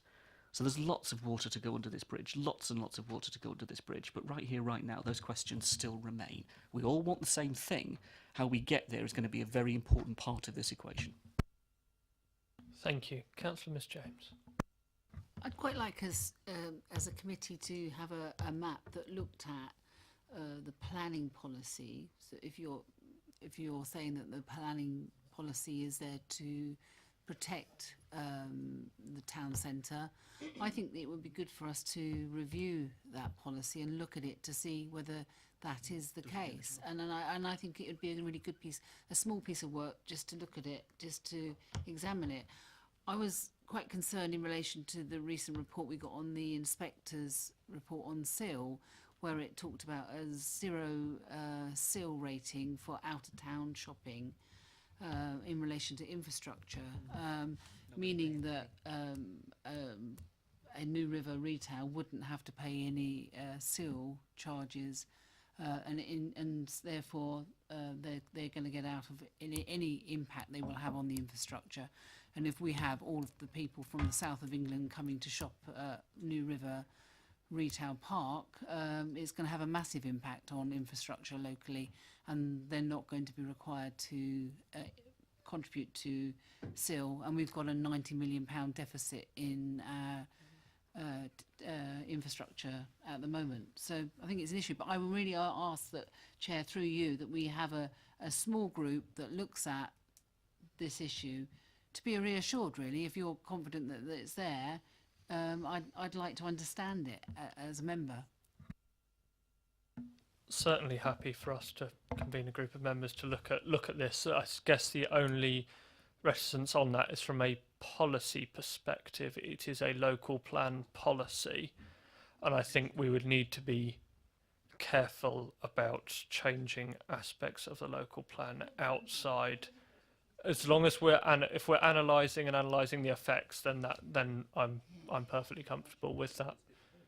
It's just having a look and making sure that it's fitting the ambitions that we want to see for our borough. Then perfectly happy to do that. I just wouldn't want to get us into a stage when, given the news this week, we are likely to be looking at local plan reviews at some point, probably sooner than later, in my opinion.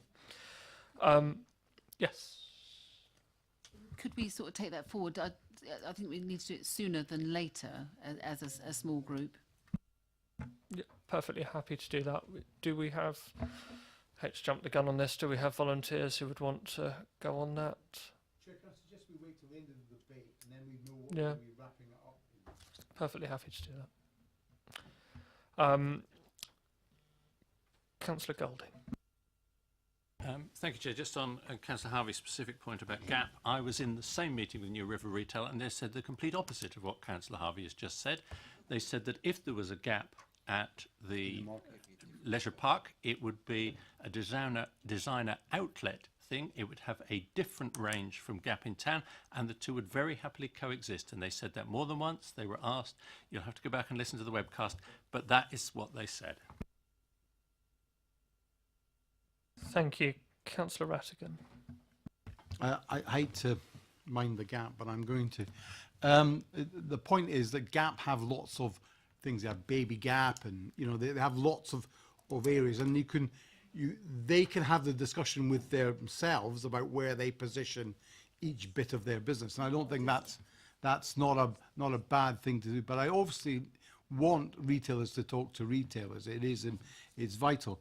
The point about the sill, frankly, retail might not be paying much money, but neither is Down on the basis that we're trying to get 40% affordable housing, which will directly affect my ward travelling back into Basingstoke, because we are directly affected by the traffic snarl at wherever the top of Romans Road or wherever it's going to be. So yes, it affects me too, not just affects retail.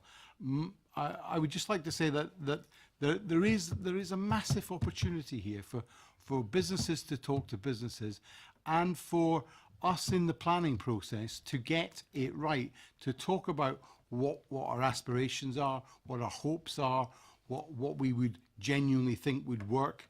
And I know the retail park will get that feed in from not just us, but when we go through the planning process, the leisure park, sorry, to get it all. Well, it's going to be part of a retail world, so it is part and parcel of both.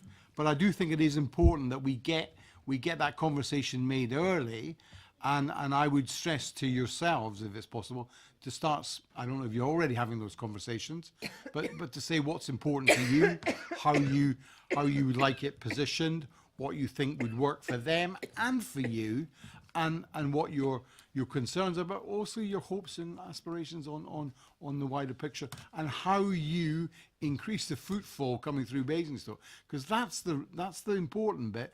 You bring more money in, it's more to be shared around. Thank you. Councillor Cubitt, if you can manage. Yeah, it is a leisure park, and I'm just going to read the policy SS9, which Councillor James is referring to, and which I'm very happy to sit on when it's decided if it is. But it says very explicitly that retail development will only be supported where it remains ancillary to the new or existing leisure uses and is required to make the new provision economically viable. And the most important bit of this policy, which we all approved, without detriment to the borough's defined retail centres. And nobody on our side could possibly countenance anything that's going to breach the local plan that we've only just agreed and approved.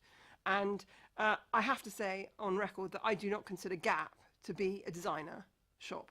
Okay, so we have been sold this retail as a designer outlet, and if we're already talking about people like Gap getting shops, no, I'm sorry, it's not a designer shop. Period. I'm not going to be careful. I don't want to get into a class discussion on the standard of designer shops.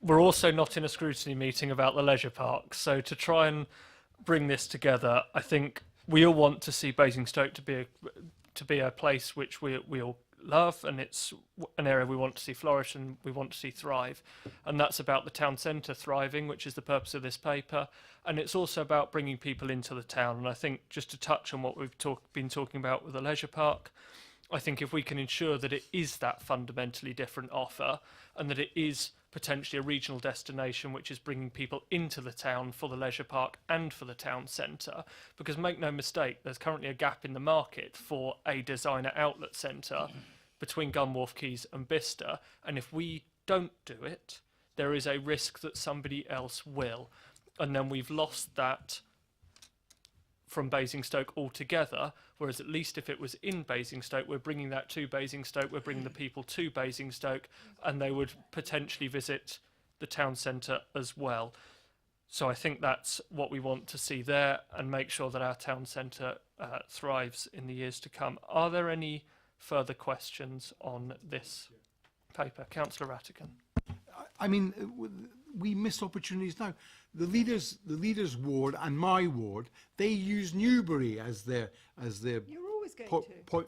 point of destination. Now, if we give them a good enough offering, people will stay in Basingstoke and Dean, and it's just plain. People will travel an extra 10 miles to get the shops that they want. Now, the responsibility of all of us is, well, people go to Reading from here, so trust me, they do. People will quite happily move to go places. People come from Winchester to here every week. Our job is to make the best offering possible. Now, how we do that through the planning process or conversations or whatever it is, we've got to do it, because we need to put up something that says in the same light. Well, we're good enough to do this, and Bicester does not take away from the new shopping centre in Oxford, and Oxford's new town shopping centre does not take away from Bicester. They are quite close together, and the reality is you can live hand in glove on these offerings as long as they are symbiotic, as my friend told me. Thank you. Thank you. I think we've covered that paper off now. So, Councillor Sanders, did you want to wrap up? I just wanted to answer a couple of points and to make one comment, really. Firstly, on the sports centre, I think the point was very well made earlier on. I think it was by Councillor Cubitt. This is a complete fallacy. The sports centre is going to disappear. It is not going to disappear. We would not allow it to disappear. So can we just take that off the agenda of discussions? Just stop saying it, because it won't happen. Secondly, yes, you are likely to be dealing with a refresh of the local plan, probably sooner rather than most of us would like, but it'll have to be done, and therefore there will be the opportunity to review policies at that particular stage. And I wouldn't rush to reviewing individual policies too quickly before you do it in an overall context, but working your way through it, if you like, doing some pre-thinking is not a bad thing to do. The general point I was going to, on the leisure park, let's just remember one thing. This is not happening overnight. We are not going to have a leisure park on our doorstep next year. We are talking about something which is going to happen in 5 to 7 years' time, when it's actually fully completed. We are talking about by that time, the population of Basingstoke will have grown by 20%. That is a significant growth in the number of people who are around to use it. Whether or not the town centre, if there is a degree of competition between the two, is able to compete, will to a certain extent depend on what it's chosen to do in that 7 years to get itself fit for purpose of being a town centre in a new environment. And one of the interesting things which I think is coming out at the moment is a lot of discussion is going on. If you remember going back 5, 6 years ago, there were the Mary Portas report, and there was the Bill Grimsey report on retailing, when there was a lot of concern about retailing. And as I understand it, Bill Grimsey is about to start redoing his report now, because what has happened in that time has been a significant growth in home delivery, and this movement, of bricks to clicks, and the nature of retailing has changed dramatically. And therefore there has to be an assessment of what is the role of a town centre. What is it there for? What is the role of retail in the coming period of time? So just to say that you've got to protect what you've got at the moment will not be sufficient. Whether you have a leisure park or no leisure park, there will be a radical reappraisal required of how a town centre performs, what it has to have in it, what its actual function it is performing within the community. And that, I think, is going to be as interesting in terms of how that is developed and what it is there to do, and how much we can assist that development, and how much the town centre itself has to think about how it wants to change what its role is going to be over the coming decade, as as how whether it will survive or won't survive in that period. A lot of work to be done, I think, in contemplating those issues and trying to work out what the logical conclusion is that one has to come to. So this is one of these things which is going to go on and on and on, I think, considering it. At least the decent good thing about it is that we are starting from a good place to be. We could be sitting in any number of towns around the country, sitting there looking at something which is rapidly, almost exponentially, if you can go reverse exponentially, downhill in terms of its performance, in terms of its economic viability. We're not in that situation. What this report is telling us is that we have something which is performing well, in many cases is performing significantly better than it was performing. And that is really before, and I have to be honest, before the bid has had a chance to actually get into its stride. I don't think even David would admit that it really performed as well as he would have hoped in its opening years. I think now we've got the opportunity to really make it perform, so we haven't actually seen the full effect of that bid being in operation. So I think we can, yeah, there has to be change. Nobody likes change. Everybody gets slightly frightened of change. At the moment, it's difficult to see exactly what the nature of that change will have to be because of the changing nature of the way that all of us live our lives and the way that we shop and the way that we retail. But the opportunity is there and the foundation is there, and that's the very positive point to take out of this report, which is what I think you were debating. Thank you. So I think the final point to consider is this map group for members, and as I understand that, the scope of that will be to look at SS9 and the types of units and how we would like our town centre to look. Councillor Cubitt. I mean, it wasn't me that put it on the table, and I haven't discussed it before, but my understanding of what Councillor James was saying was just how would we implement that policy, not to rewrite the policy. So I have no desire to rewrite any policy in that plan. It would just be implement. I'm interested in how we make sure that we do not self-harm what we have, which is wonderful, and that there is there has to be a blue line between what we permit to take place. Thank you. A blue line or a red line, I think. Yes, no, we certainly don't want to get into the realm of rewriting any policy, and it is just to look at that policy and the effect of that and how to implement that to ensure that we're getting the town centre that we all want to see. Are there volunteers for that map?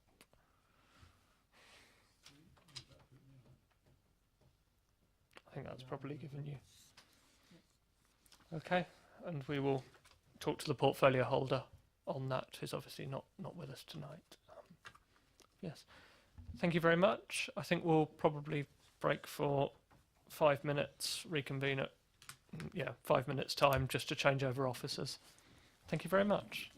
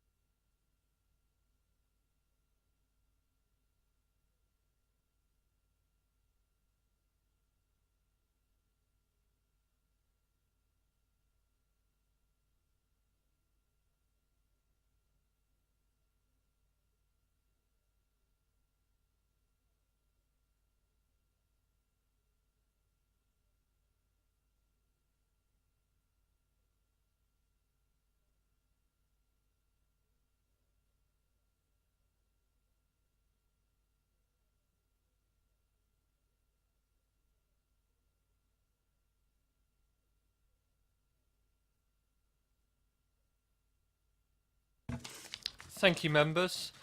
We now come to agenda item 8, which is improving housing standards in Basingstoke and Dean, and this paper is being presented by Councillor Eachus, who I'll pass over to introduce. Thank you, Chair. This paper follows on from a motion that was brought to full council by Councillor Ashfield and Councillor Reagan in July last year, and it's in relation to housing standards in the private rented sector. The motion is set out on page 3 of the report. Just moving on to houses in multiple occupation, they form a vital part of the private rented sector and often provide accommodation for those people whose housing options are limited. Being a relatively new town, the majority of the housing stock in this borough is more modern than other towns, and conditions are generally found to be good.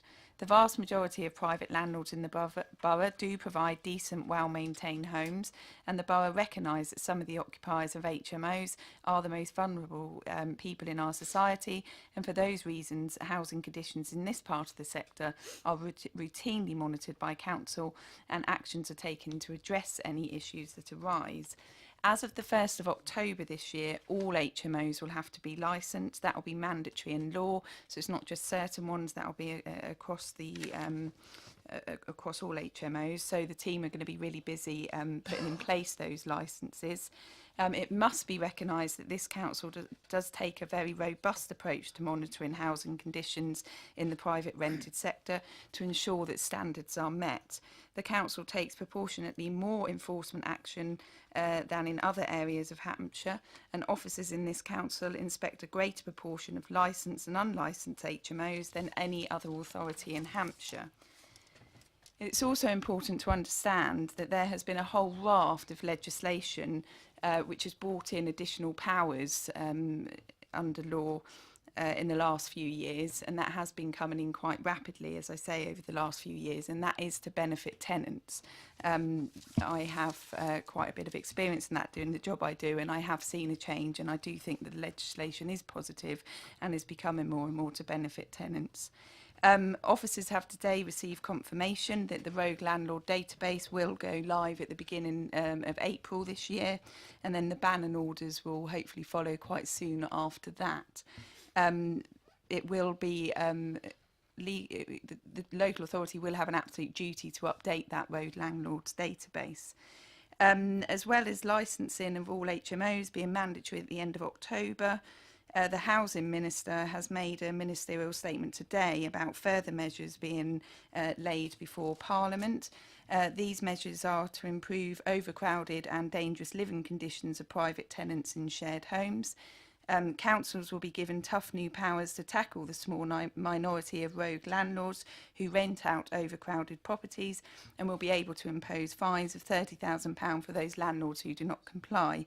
There is in place as well now civil penalties, so if a landlord breaches the housing standards, the local authority could prosecute, but you can now, instead of prosecution, because that can be quite lengthy, impose fines of up to £30,000. That is already in.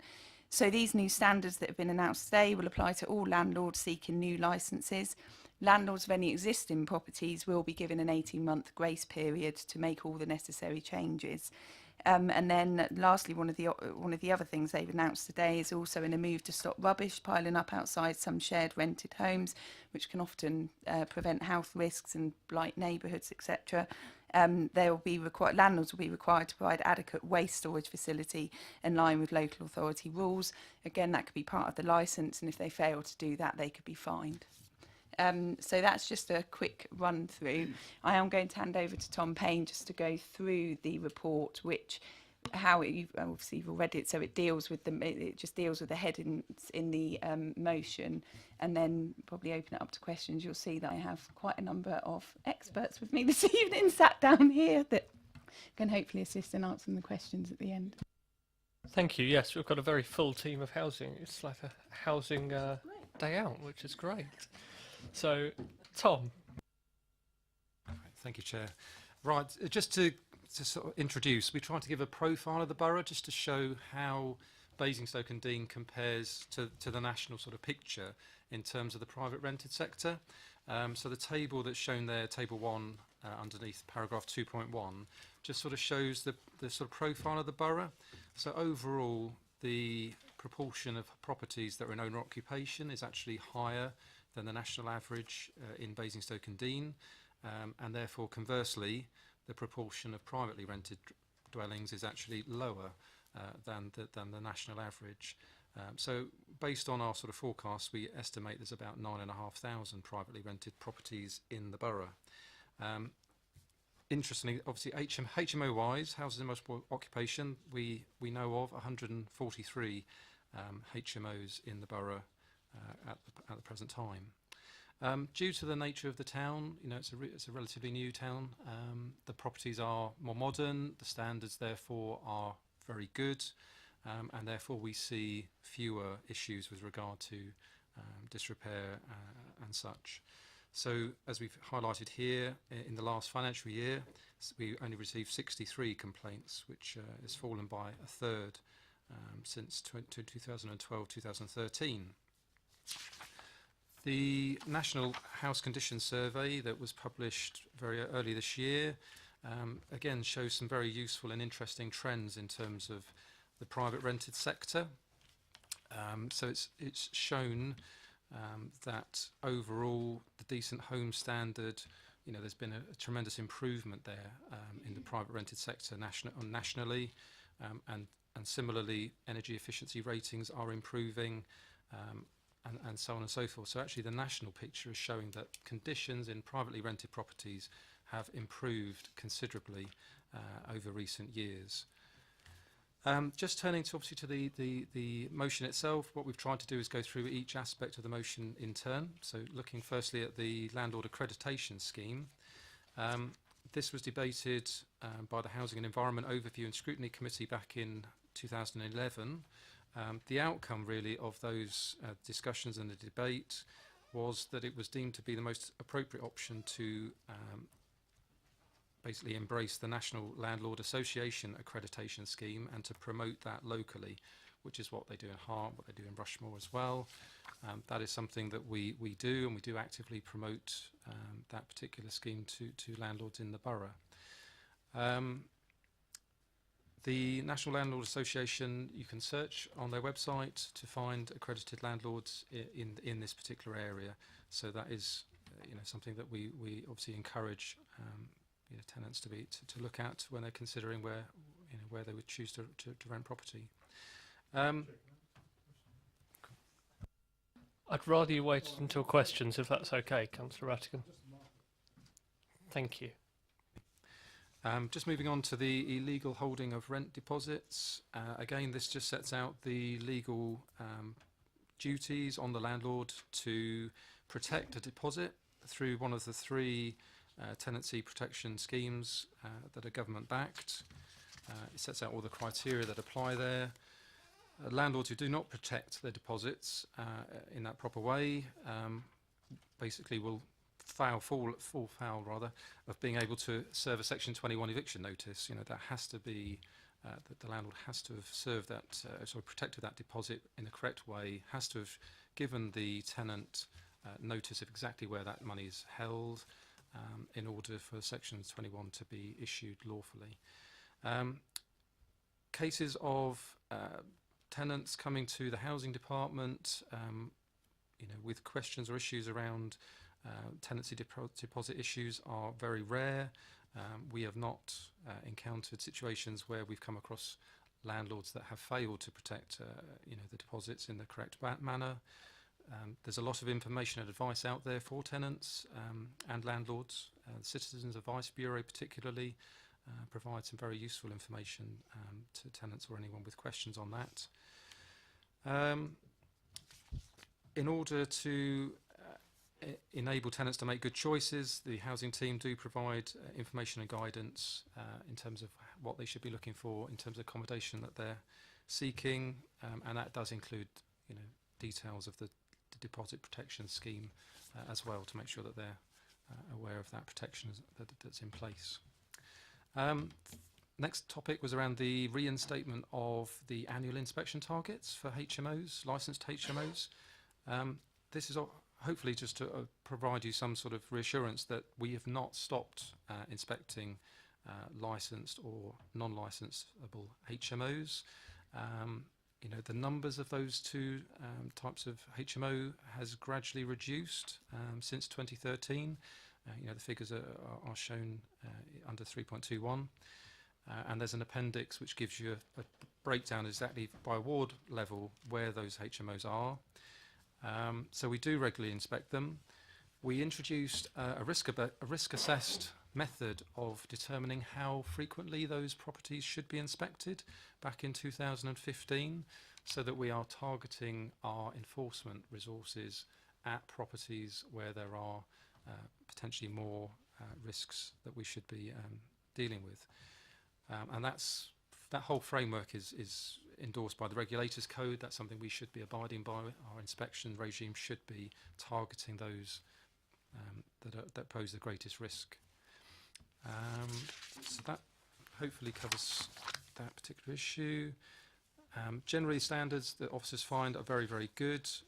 High level of cooperation from landlords, and they all, they're all a part of this inspection regime. They also receive a full inspection prior to relicensing, which is every 5 years, and we'll also inspect if we become aware of a change of landlord or managing agent, just to make sure that conditions are maintained. In terms of new enforcement provisions, as Councillor Eachus has already mentioned, there's quite a considerable array of new legislative powers that have come to be. The redress scheme for letting agents and property management companies was enacted back in 2014. We routinely check that businesses that operate within our borough are properly subscribed to an appropriate redress scheme, and we've not found any that aren't in our borough. The smoke and CO2 regulations, again, make it a mandatory requirement to have smoke detectors on each story of the building, and that was a legislative requirement going right back to 2015. Again, when officers do their inspections, they're not encountering, vast number of people that are not complying with that. Again, compliance is generally very, very good. And the Housing and Planning Act, again, introduces quite a lot of new powers. So the civil sanctions, which is, as Councillor Richards has explained, is that ability for the local authority to issue a fixed penalty for a certain type of housing offence. It also introduces a power for a tenant to apply for a rent repayment order if there's been a contravention of housing legislation. And that's irrespective of whether the council's taking any form of enforcement action. There has to be evidence that they've breached the relevant housing provisions, but it's not interdependent on us having taken enforcement action first. As has been mentioned, banning order provisions will come into effect later this year. We're waiting for the details of those. We are updating our housing enforcement policy to make sure that we cater for all of these new legislative powers and set out quite clearly what our approach would be. And I think, as we said before, standards are very, very good in the borough. We do take it very, very seriously to make sure that these properties are maintained and offers the right level of protection for the tenants that live there. I'm happy to take any questions. Thank you very much. I think we will stick with questions on the paper first before we go into comments. Councillor Rattigan. Sorry, I was just going to question the landlord accreditation scheme. When you license an HMO, do you make sure that the landlord is a member of that? Could that be a requirement from us as a council? It's not currently a requirement to be a member of the National Landlord Association scheme. It's something we could look at to see whether or not there's scope to do that. I would say that's, it's not mandatory nationally. Chair, then can I suggest that we maybe make it mandatory from the council? I think it would be quite a good thing. It's a step in the right direction, or at least we can see if there is a way of doing it. As a if we've only got 103 or the number of HMOs, I think it would be quite a useful thing to have on the badge. I mean, just to reassure, I say what we're trying to hopefully show through the activity that we do already is that the standards in our HMOs are very good, and that the vast majority, I think you'd be surprised at just how good how good the quality of that accommodation actually is, and we have very few concerns about the landlords that we deal with on a day-to-day basis. The conditions that are attached to their license, give a whole level of security to the tenants in terms of the sorts of protections that we would expect there to be in place and safeguards. So I think what we have in place hopefully provides for that. Thank you. Councillor Watts. Why would a landlord not register their HMO? It's a simple question I'd just like to know. Thank you. Is that in the context of what being a licensable HMO now, or why would they have a license apply to the borough? I presume that's where they apply to. What benefits do they got not applying for a license? Very, very few come to light that should be licensed that are not already licensed. I can't really comment on what their reasons are potentially for not making that application. Clearly, there are very strong powers the council has to take enforcement action if we become aware of a licensable HMO that is not currently licensed. And certainly through the civil sanctions powers, there will be an ability for the council to impose a significant fixed penalty on a landlord that has not sought a licence and obtained a licence for that relevant property. So, there are safeguards there in place. If I can Councillor just Aegis. comment on that, I haven't got figures in front of me, but a lot of the landlords that I deal with tenants as well, that have HMOs, usually, in my experience, have a mortgage. Now, the mortgage company, when you take the mortgage out, you cannot draw down the funds and complete that mortgage without showing. So a lot of the time you just tick a box to say, yeah, everything's there. But with HMOs, mortgage companies now actually want that license. And obviously there's probably there will be thousands of buy-to-let mortgages across the country. But I have had clients who have had mortgage companies just out of the blue double check that license has been renewed and have taken enforcement action to take possession back of the property, because they don't want to be given mortgages on properties that are not properly licensed. So I know it doesn't help everybody, but it is just another thing that's there that does help tenants. I think that's helpful context. Councillor Watts. I just noticed that the number of licences, number of ever HMOs within the borough is double what is licensed, and I was triple actually nearly. I think there's 36 and a licence, and then 107 that isn't. So I just wonder if you could explain what an ever is, please. Sorry, I can hopefully clear that up quite easily. So currently, mandatory HMO licensing only applies to buildings that are 3 stories or more, and the changes that will come into effect from the 1st of October will mean that any HMO, regardless of the number of stories, will require that licence.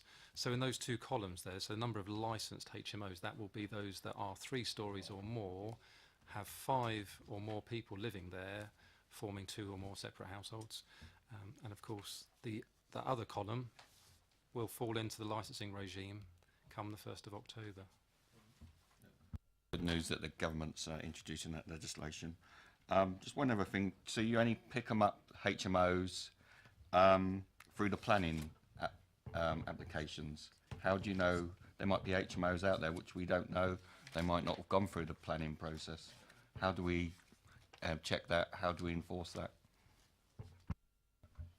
We have strong links with other teams in the council, so we very recently have carried out a snapshot survey, if you like, of council tax records to identify properties where there are 3, for example, people living at a single property that have different surnames, and then we will sort of go through that information to compare that to what we know, and it has shown that when 98% of those properties are already the ones we're aware of, that there are some that we will look into in further detail. It's not to say they are HMOs, it may just be the individual circumstances of those properties.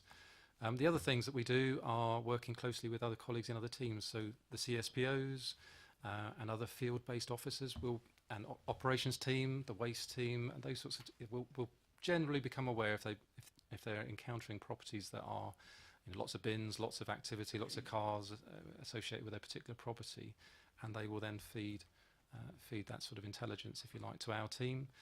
We also work with the Immigration Service as well, and they may well highlight properties that they have interest in, and we can work jointly with them to investigate whether there are any issues that we ought to be aware of. Thank you. Councillor Miss James. I just want to ask about inspection, because what my concern and what we raised, and I suppose our concern in the strategy, in the motion, was that we no longer have a KPI that was taken out of the housing strategy to measure how many inspections are taking place. So in 330 of the report, on page 40, it talks about 40 non-licensed HMO inspections. But if you look at your graph of the number of HMOs that are non-licensed, we've got 107. So there's a lot of properties that are not being inspected.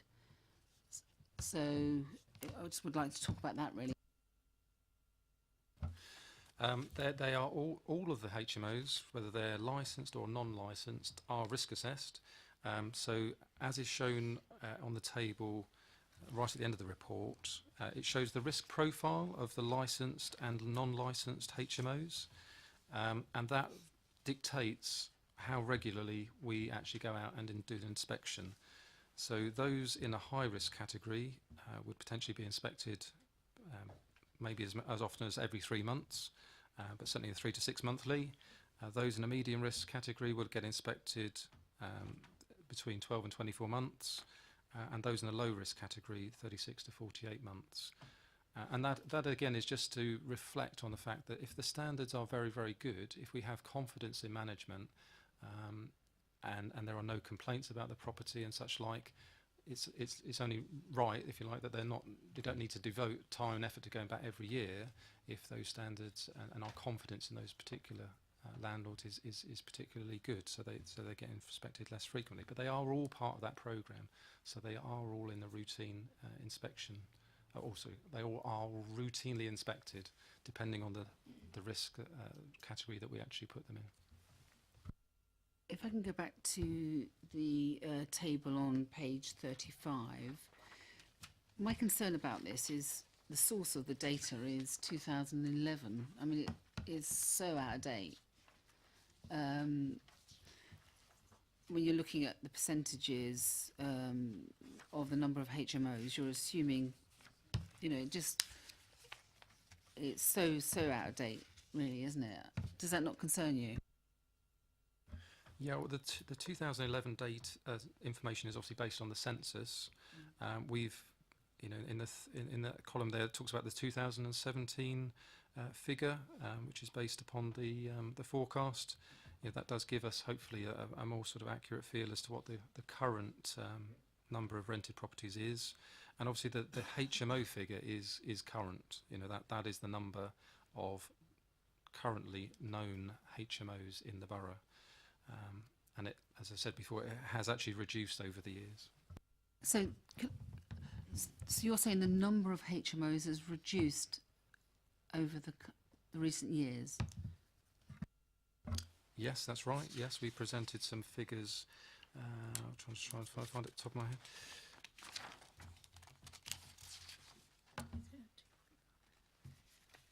Yeah, so under 3.21, I think it is the last sentence of 3.21. So the number of known HMOs has decreased steadily over the last 5 years, and it gives the figures there going back to 2013, when we had 39 licensed HMOs and 133 that were non-licensable, i.e. they were not 3 stories or above.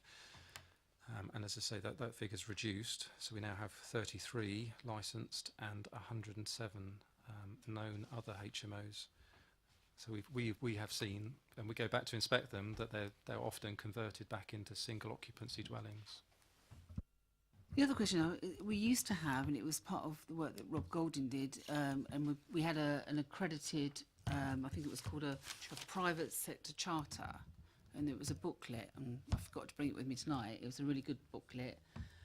I had to do a lot of searching to find it because it wasn't on the website, but we had one in one of our boxes. So why don't we have that anymore? Why has that disappeared? That it was an exceptional piece of work. Why don't we have that document? Yeah, I can answer that as much as I can. So I do remember that. I think it was 13, 14. There's a lot of work to put that together. It was a good piece of work, but housing law now is changing so rapidly. If we kept doing that, and it is a huge bit of work, it would constantly need updating with banning order. You know, we were told banning orders meant to be coming in April. Now it's just the road landlord database. You know, we've had another ministerial thing today saying there's other issues coming in. So, you know, we have a really good team of housing officers that signpost people. We've got the National Landlord Association. There's so much other ways out there than instead of having just this one booklet. So it was good at the time, but things have moved on with social media, the internet, other ways. CAB can signpost, the housing officers can signpost. So that's, and it would just be, it would be worrying because I think it could go out of date quite quickly, to be honest. Also ask in relation to the local accreditation scheme that the Shelter are promoting. You know, 'cause you was talking about a national accreditation scheme, but Shelter are promoting a local accreditation scheme. Have we looked at that? And is that something that we should consider? I mean, it's obviously something that came out of the previous debate back in 2011, that it was decided that the National Landlord Association scheme, which clearly runs on a national basis and is run in other neighbouring authorities, was deemed to be the most appropriate one for us to be actively trying to promote. But it's not to say that other schemes are not equally valid, and I'm more than happy to look at the details of the Shelter scheme as well to see if that's something that we too could to be promoting. Shelter have only just started to do that piece of work. It's a very recent piece of work they're looking at with the rest of the country. And lots of authorities are adopting a local accreditation scheme. So, I mean, you're referring back to 2011. That's a long time ago. I mean, this is a very recent piece of work. And that's why we put the motion forward, linking to what Shelter are promoting. And that's what we made reference to in our motion. And I just wondered, we keep referring back to a committee that we all sat on in 2011. That's a long time ago. I think accreditation schemes are important, and that's why we do, and Tom's confirmed that the officers promote the National Landlord Association accreditation scheme. It's a recognised one. Our neighbouring authorities use it. And like Tom says, there will be lots of other accreditation schemes that might be just as good. But, you know, if we were to do just our own one, the amount of work that would go into that, we already hit such a high standard here. Officers already do a lot of inspections. We do more than the rest of Hampshire. You know, I think promoting the National Landlord Association scheme is a good thing. You know, we can look at, like Councillor Atkin said, about conditions on licences. I'm not sure that's possible, but for the NLA, you know, but all of that. But having a standalone accreditation scheme just for Basingstoke, A, the amount of work that would go into it, but B, we're meeting all those criteria anyway. And then we have the National Landlord Association scheme to forward them on to. So it's not like we're saying, no, we don't want an accreditation scheme. Absolutely, we see the benefit of them, and so do officers. And, you know, they always look at that to be able to, when they're inspecting houses, etc., to make sure that all our landlords are hitting good practice. Just on that point, if we did have a local accreditation scheme, are we able to compel landlords to join it? My understanding was that we couldn't. I don't believe we could, but it's something we could take away. I mean, we have touched on the fact that this particular area is constantly changing, and there's an awful lot more legislative powers and safeguards that have been introduced to increase the protection to tenants. One of the things I talked about was the requirement for letting agents to be signed up to the property redress scheme. One of the requirements of the property redress scheme is that they have an independent, almost like an ombudsman service. So if there's a dispute between a tenant and their landlord, that they've got this independent body that can adjudicate. And certainly there is a debate, as I understand it, at a national level to consider whether or not they would broaden the scope of that to consider other types of landlord, so the other private landlords. So it's something I think that there's already a debate going on at a national level to see whether or not there needs to be those sorts of changes as well. Thank you. Next on my list was Councillor Harvey. I mean, I'm going to be parochial for a little bit, if you'll forgive me, because if you look at the number of HMOs that aren't licensed, I mean, we roughly pick up nearly a quarter of the borough's current figures if you look at the 25 out of 107 on that list. What seems to be coming across, and you said it yourself, Tom, is those that we know of compared to those that we do not know of. And I guess the interesting point about the debate we're having on the table this evening is with the new legislation that's coming in, which is welcome, and they all are going to have a licence. It's not the good landlords that we're bothered with. It's not those that Hayley is dealing with or that comes across professionally, or it's not those that are seeking to work with you that are the issue. It's those that don't do that. And it's those pieces of casework that we're coming across, in particular in our ward, where we see landlords deliberately trying to avoid and in effect using the system as it currently exists to get round having to license or to have themselves come on your radar. And that's the question.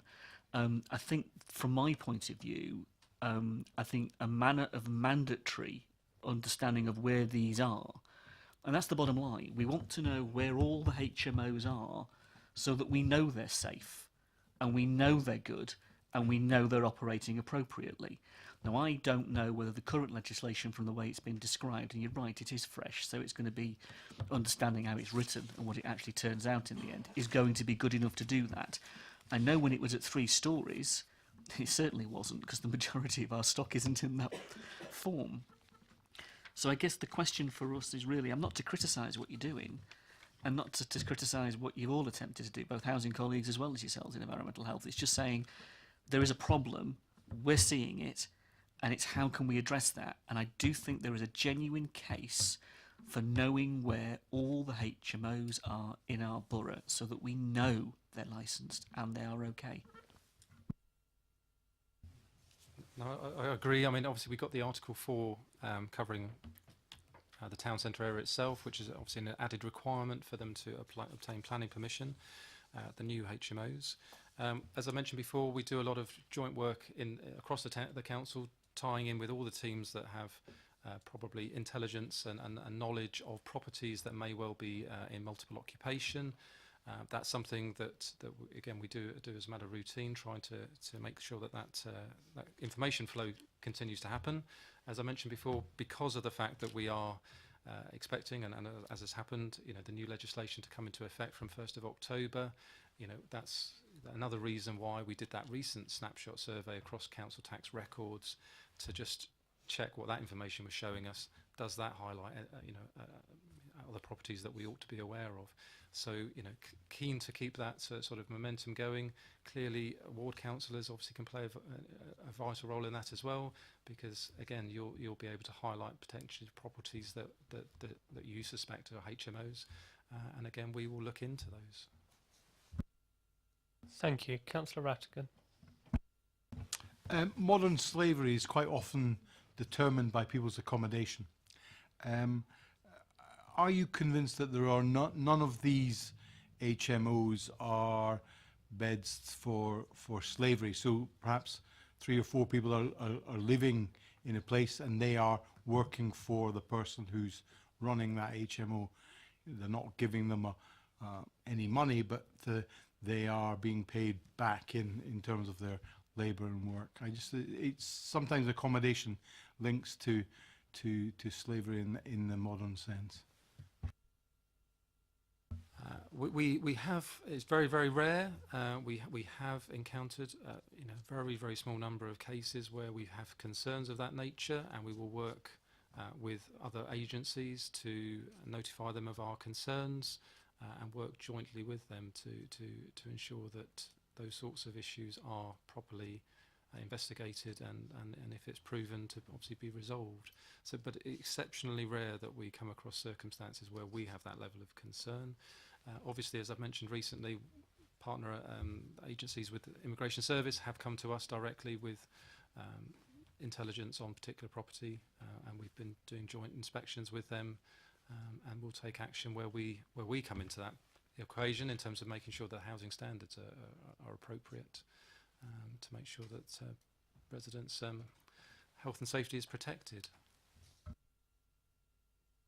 Have you ever thought of, maybe doing a survey of some of the people who live in as tenants in HMOs, just to get their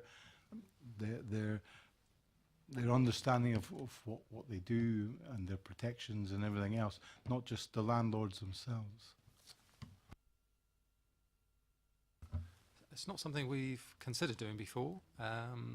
Generally the inspections we carry out are organised, through the landlord or the letting agent, and then the inspection that we'll carry out is usually with them present. But one of the things I think we're trying to draw out here is that of the complaints that we've received in the last complete financial year, there was 63 in respect of privately rented properties.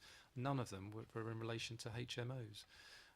So they're not coming to us with grievances or issues concerning that particular properties. I wonder if people are so worried about their accommodation, the place that they live, that they wouldn't come forward if there was things that were wrong. And I just wonder if there is a piece to be played here in terms of maybe just going out and asking a few people who are residents of these HMOs about their experience within that level of accommodation. That's all. Thank you.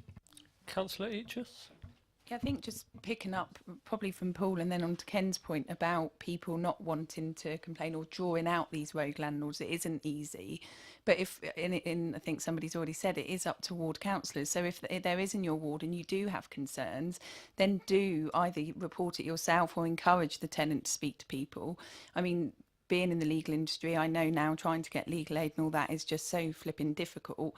But actually, in the courts, when as a landlord, if I'm acting for a landlord trying to evict a tenant for rent arrears, etc., it's now one of the only areas of law left that there will be free legal advice for tenants there.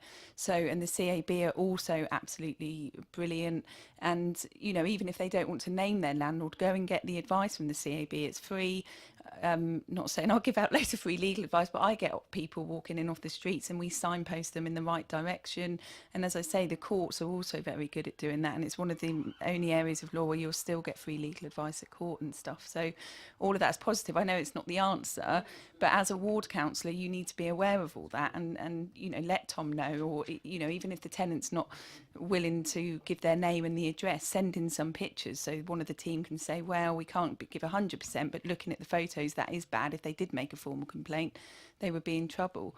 Because now with all the new law, it was so easy before. If a tenant annoyed you as a landlord, you go, well, fine, end of the tenancy, I'll give you a Section 21 notice to get out. Pretty easy to evict them. It's a paperwork exercise. But now you really can't just do that. If you've made a written complaint against the state of the property, even if that complaint's not upheld, it still then stops the landlord in his tracks and issuing a Section 21. If there's anything found out wrong with the property, in a lot of cases, the landlord can't then issue a Section 21 for 6 months. And they can't just go in and change the locks, because then they're breaking the Protection from Eviction Act. So I know none of it's the answer, but there is stuff out there. And I think us as ward councillors will play a massive role in that. Sue, did you want to come in?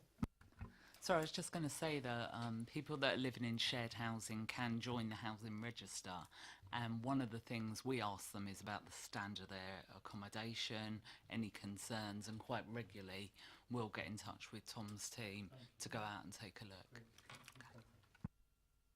Thank you. Councillor Cubitt. Yeah, I was just going to say that I had a case in my ward and the team were brilliant, and the guy is, I can't talk about the specifics, but you guys went out, checked it out, there was a problem, the landlord was providing sub-acceptable accommodation, so the ward's feedback is, ward members' feedback is essential. Thank you. Councillor Harvey. No? Councillor James. I do apologise. Thank you. I just wanted to talk about an experience in our ward. As we're sort of saying, there's quite a lot on our ward.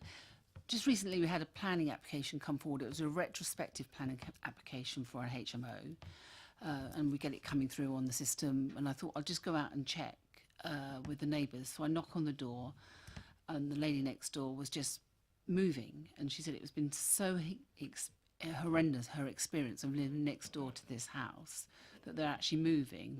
That day they were actually packing up.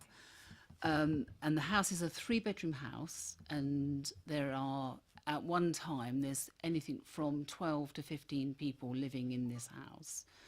They wouldn't be known, they're all overseas workers, they're not living here.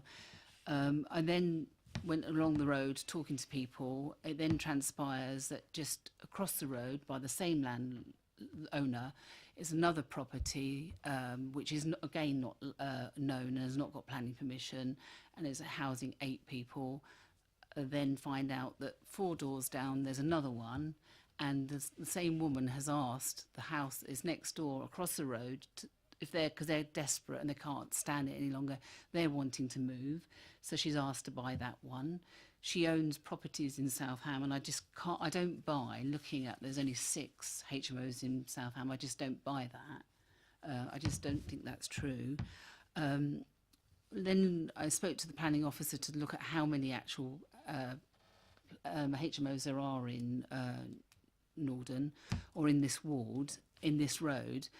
And there was only one. We know of so many more that are in this road. So I started to send them into enforcement, but there are loads more. I know that Paul met with Kate just a few years ago to talk about a landlord that had 14 HMOs.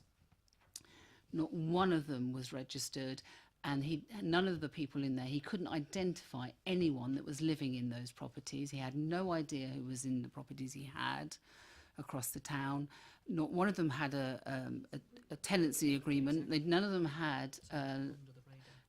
had any protection, rent deposits or anything.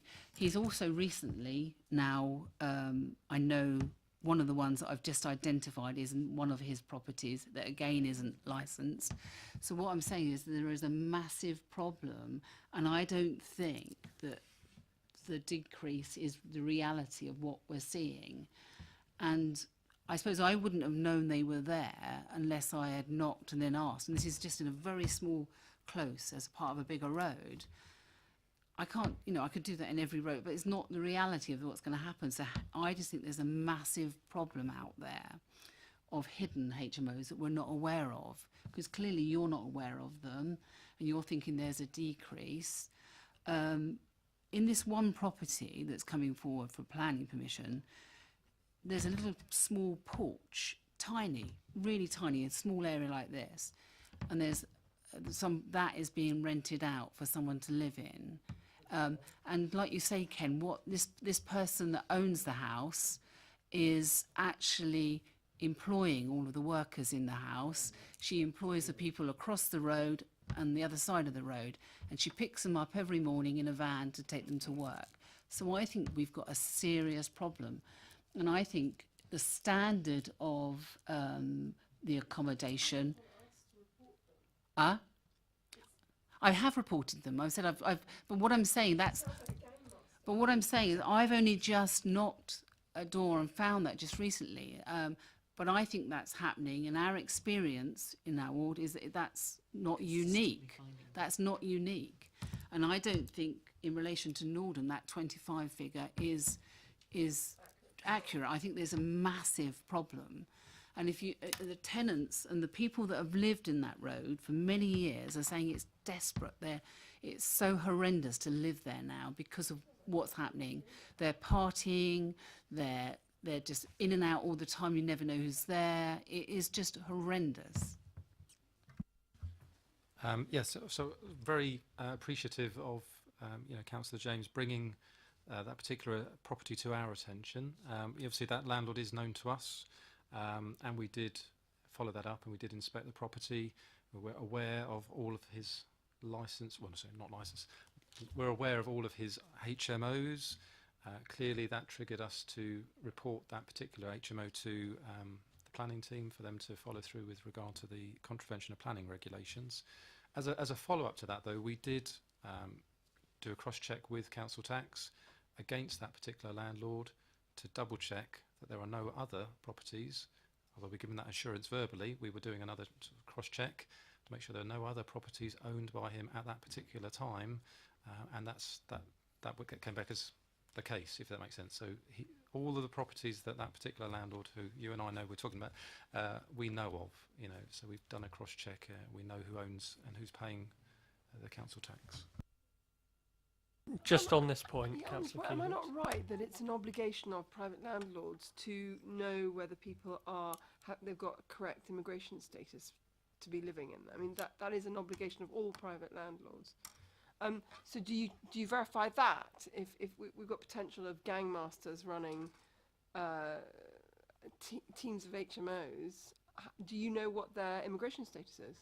Councillor Eachus, or No, Onnelly's right. It is now following the Deregulation Act, and it's on the back. It should be on the back of all tenancy agreements. It's on the one side drafting. There's lots of legislation you as a private landlord have to check, and there's loads of different things if they're EU, and I suppose all that will change maybe after Brexit, and then you've got to check, and then it's not enough to say, oh well, they had a visa at the time, I took it. If you know that it's then going to run out within the term of the tenancy, you either have to refer it to the Home Office but yeah, and then there's it's a criminal offence and there's fines, etc. So I'm not sure how far the local authority can go in checking all immigration statuses, but there's certainly, if we have concerns, can refer it to the correct organisations so that checks can be done, because that is the law. So that was historic, the one that you're talking about, but I'm talking about more recent. So I'm talking about just this 2 weeks ago. We've come across another example with 5 more, so in a very, very small vicinity. And so what we're going to do now is we're going to... yes, but what I'm going to do now is we're going to put out a leaflet in the ward and in areas to actually ask people to identify. But what I'm saying, I think it's an absolutely serious problem. I think it's much bigger. And I wouldn't have known when I started to walk down the road that these are here. And quite often neighbours and other areas don't know. But the woman that was moving out said it is horrendous. She said what she's got is a kitchen next to her bedroom, and in that house is from 12 to 15 people living in that house at one time. And she said it's unbearable and she's had to move. That's just not acceptable. I think it's a really disturbing, frankly, case that you raise, and I think what would be really helpful, clearly it's incumbent on all of us to be vigilant in our own areas and for residents to report concerns. But if we've got hotspots of areas that we know are an issue, I mean, we know that HMOs are generally going to be more of an issue in the town area. I think that's probably a given. And I think if we've got areas which are more likely to have this issue than others, then we need to be feeding those back to the housing team. I'm looking at Kate, and we can, and colleagues on this side, Tom, and we can make sure that we've got all of that data, and then officers can begin to put a plan of action together. And part of that could be, leaflets or something similar to ensure that residents are reporting concerns in those areas. Councillor Eachus, and then Tom. And then I think every little helps, doesn't it? It's not the answer, but if we've got these all HMOs having to be licensed by October, it's surely a big comms piece to get on social media. So to encourage people that even if you're not an HMO, but you have concerns about an HMO in your area, let us know so it can be checked out. I know not everybody's online, but we do. Our Facebook pages get so much. When we did a fly tipping campaign, it had one of the biggest responses. So, I can speak to comms about it and, have a look, and that's just another option about promoting it come October, and this is a good thing because it's going to be in the press anyway. So that's helpful. Tom? It just really complements and adds to what Councillor Each has just said, really, but in terms of the fact that that particular landlord will need to obtain licences for all of those HMOs, and one of the offences, so if and I don't think this is the case, but if there were issues around immigration and that landlord was found to be allowing people to live in those properties that shouldn't be here, then it's a serious offence, and the powers have been significantly strengthened. So the potential there is that you could ban that particular landlord, in the future. So that's just to highlight that these powers have really been bolstered and to tackle that sort of issue. can I ask in the next leaflet the little booklet you send out, what's it called, the Basingstoke Today, I think that you need to make sure that everybody knows, because these people that have been living next door have been reporting these issues to the police, they've been ringing the council, so people are aware.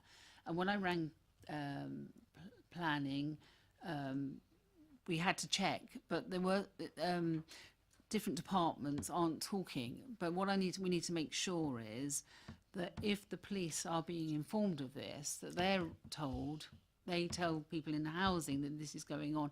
Is this house licensed? Is this house, are you aware of it? Has it got planning permission? Because they're being called out on a regular basis, the police, to these houses, but that's as far as it goes. So there needs to be people working together. But I think it is a massive problem. And I don't believe that there's just 6 houses in South Ham. I just don't believe that. It's not feasible. I completely agree. I think we need to make sure that all departments and external organisations such as the police are working together to make sure that everybody's got the information so that people can get out there and do their job, and the police can do their job with respect of criminal and civil activity, and the council can do our job as well in terms of ensuring that they're registered. And certainly the fact that they will all have to be registered from October I think is helpful, but it's, as you say, it's a case of ensuring that we are confident in the data. So that comes back to the comms piece, which says, we need residents to report, we need councillors to report, and we need people to report it all themselves and to say, oh, we've seen this activity or we've got these concerns, and then we need to get out there and act on those. Councillor Cubitt.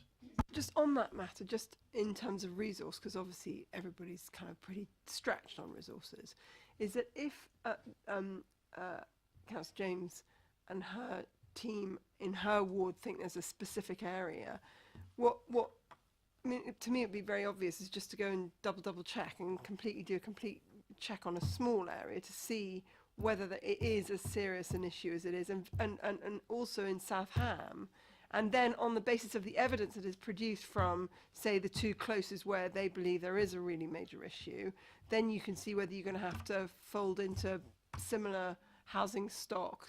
I don't know whether it goes in housing stock or in terms of the period, where those are.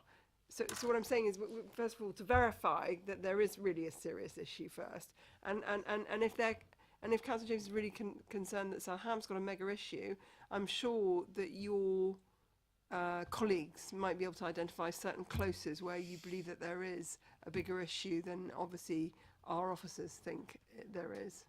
I think I'm not saying that there is a massive issue in South Ham. What I'm saying is, it's not 6. I just don't believe that there's 6 houses in South Ham.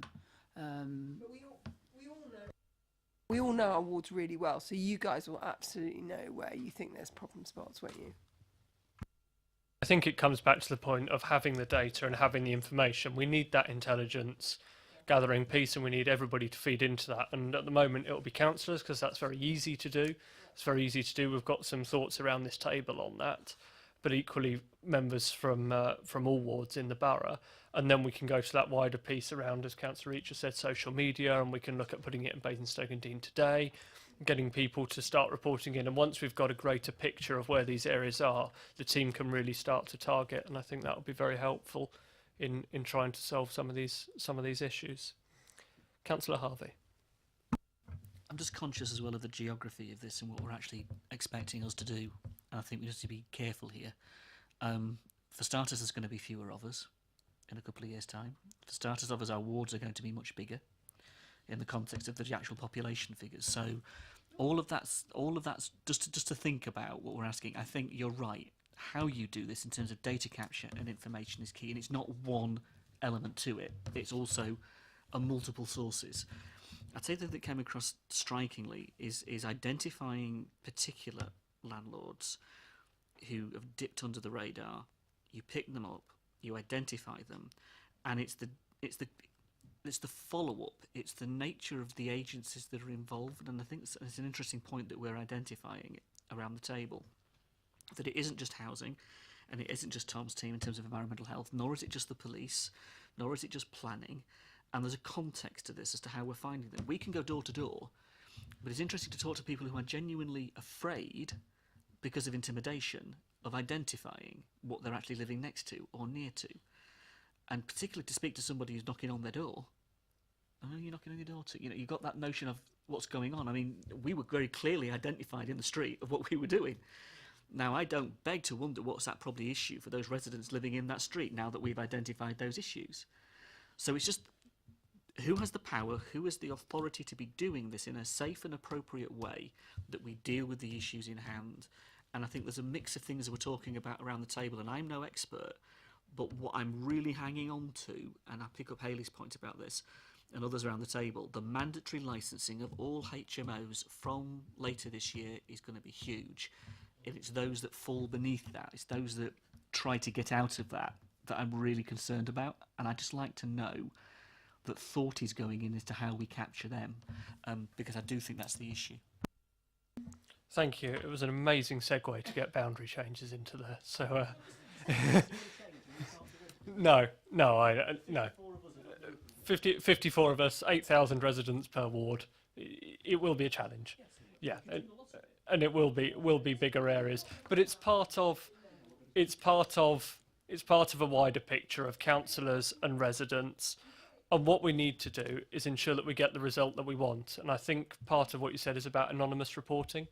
Potentially, if we're doing things on comms pieces which say, you can report a landlord, you can contact such and such, there might be a form on the website that we could do, I don't know, but we need to think about these things to ensure that you've potentially got contact details, because it shouldn't be send an email, because instantly that's identifiable of that this person raised such and such a concern. Whereas if there's an anonymous form potentially on a website, which is what the social media channels point to, which is what the flyers point to, or whatever, then that will be very helpful, I think. I think that's, I just heard Kate say, I think that's clearly taken away as an action, so we'll look into that. Last on my list was Councillor Frost. Thank you, Chair. I'd just like to, obviously, being one of the representatives for Oakley, we have one licensed HMO, and we don't actually have any others. So what actually is, if you can just pre-see very, very quickly for me, just the process of actually going through as a landlord and licensing yourself, because I don't really understand what the landlord actually has to go through, and I'm just wondering, if there's anybody else around this table that doesn't know what the process is.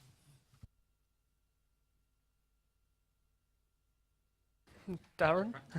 Okay. Here we go. Basically, the landlord has to apply to us. It's an application form. It's online. We receive the application form.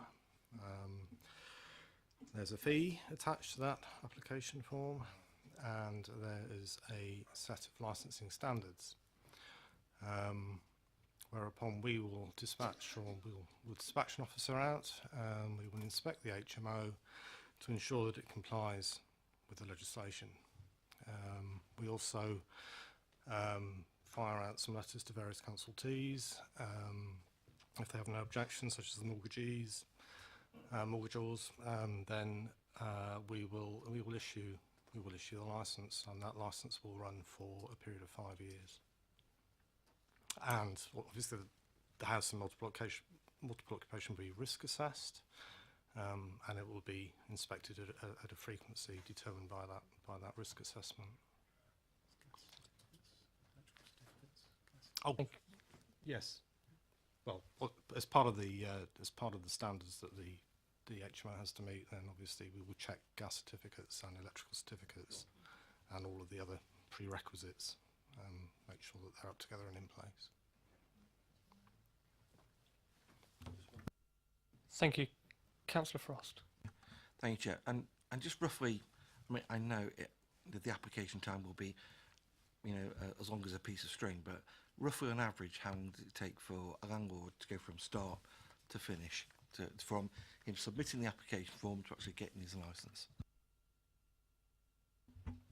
It can be quite a quick process. I mean, a lot of it depends on the information that he brings to bear as well, but if he has all of the stuff up together that we expect him to have, it can be done in a matter of weeks. So it's not necessarily a lengthy process, but we have to allow a certain time for the people that we consult with to come back with any potential objections. But once that's cleared, it's not a particularly lengthy process, or at least it shouldn't be. Thank you. Just on a practical point, Appendix 1, page 43, the wards which are not listed there presumably have 0 in both columns. Fine, let's just double check. Councillor Ms James. In the future, when all these properties have got to be licensed, when you go, you was talking about what the process is at the moment, do you also ask to see people's tenancy agreements and the proof that they've got a rent deposit scheme of the people that are living there? Do you look at how many people are living there and can I see your tenancy agreement? Do you have one, and do you have a rent deposit? It doesn't form part of the inspection at the moment. We're just basically looking to make sure that it complies with statutory requirements. That would be outside of the scope of licensing at the moment. So, so you don't know how many are living there. You know what the building looks like, but I'd like to know, because other examples, and I could go into loads of details about other houses that we've picked up on, and horrendous things are happening there. I won't go into that. But so we do need to know who lives in the property, whether they've got a tenancy agreement, and you know, how the rent deposit is being held. Quite often people are too nervous and the rent deposit, they don't have a rent deposit, or it's not returned, and there's loads of terrible things happening at the moment. Thank you. I think on this point, did Sue want to jump in? Yeah, I was just going to say that if anybody comes in to us for advice, one of the first things we're checking is, let's see your tenancy agreement. Have you got a deposit? Was it protected? Let's have a look. If it wasn't, and I have to say they're really rare. People come in to see us normally with a Section 21 being served. Very rare do you come across these days somebody that hasn't protected their deposits. But we're doing all those checks as a matter of course if people are coming in.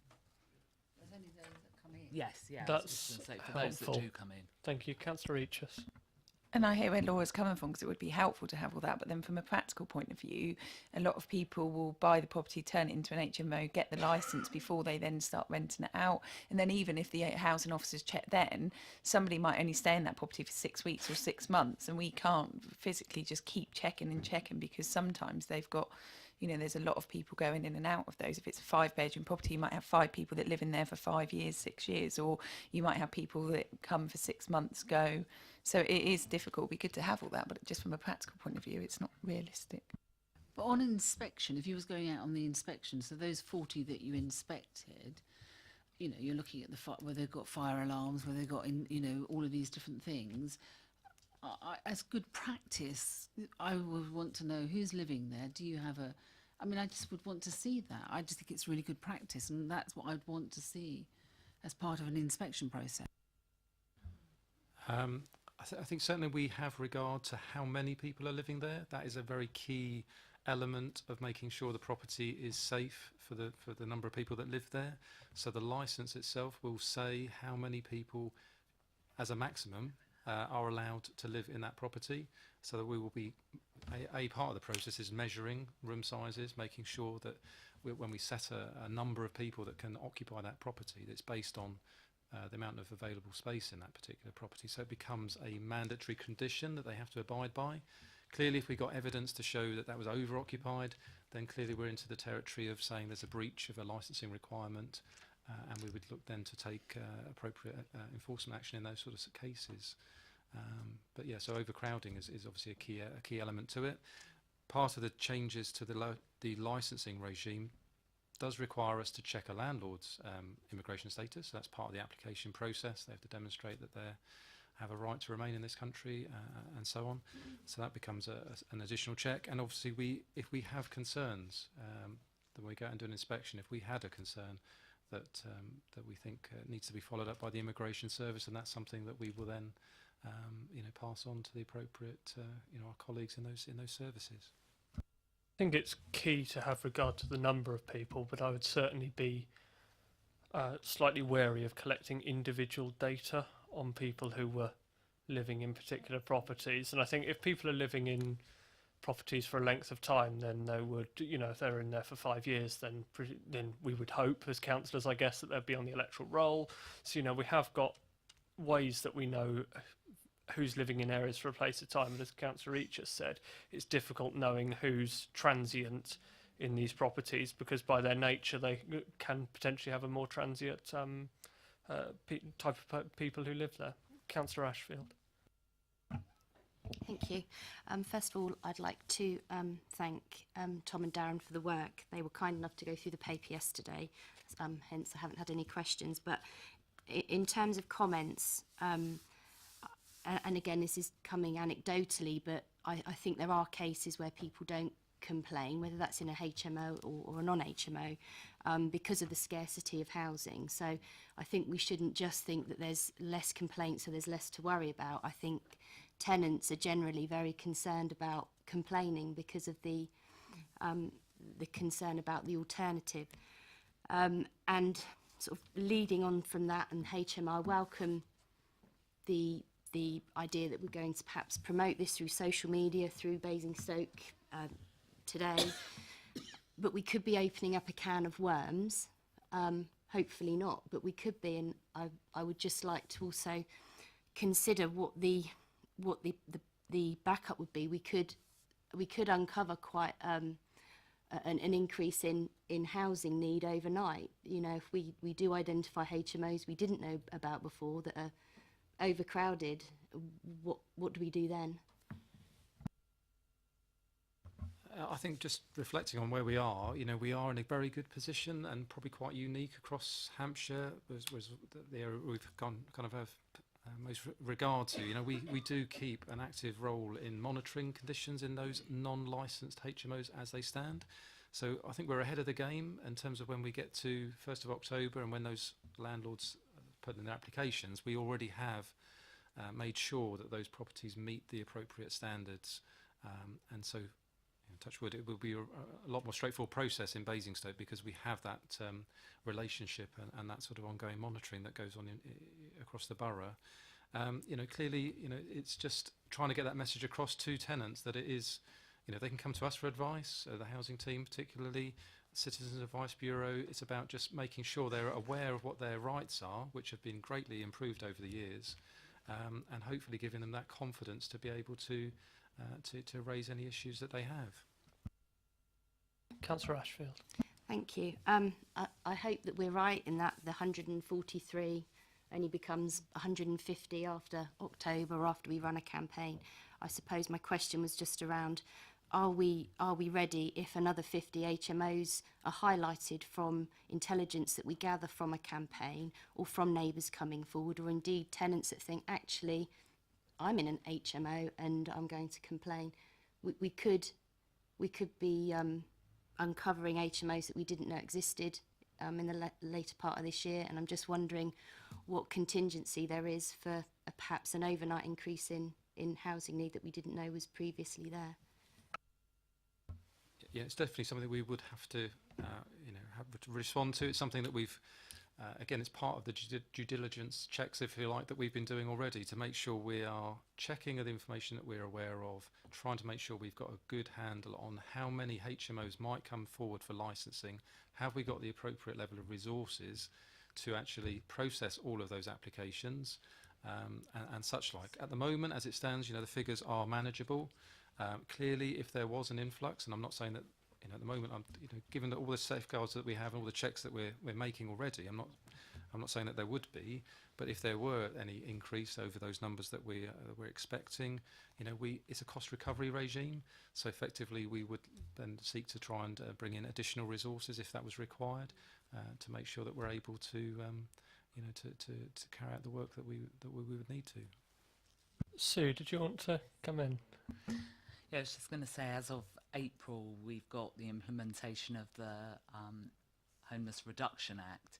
So if we did have an increase in numbers of people approaching us, but as a result of living in unsatisfactory HMOs, then we would actively work with them to prevent their homelessness and try and find resolutions. Whether that's working to secure something else or to fix what they've got, it would be an individual approach. Thank you very much, everybody. I'm just going back to the recommendations, which are on page 32. We're asked to note the content of this report, which I think we're all content to do, I assume.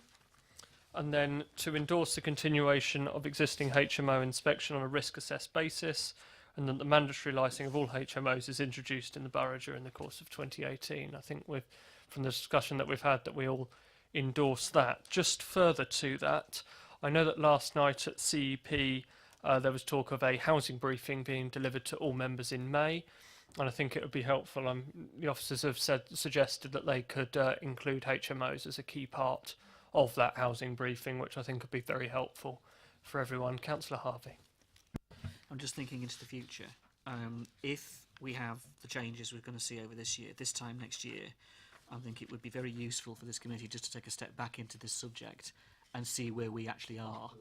Yeah, see what the landscape, and also for officers to think, what do they need? I mean, you know, obviously you've each got the areas that you're looking after and doing a good job at it at the minute. The routine is really, where do we then need to go in response to that?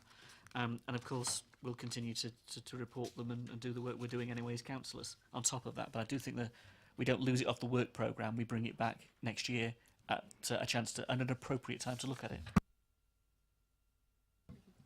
Yeah.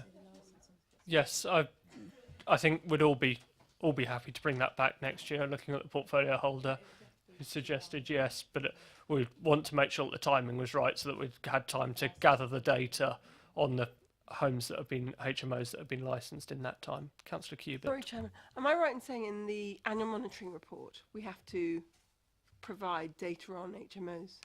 Do we? Or am I wrong? We don't have a planning policy colleague here, do we?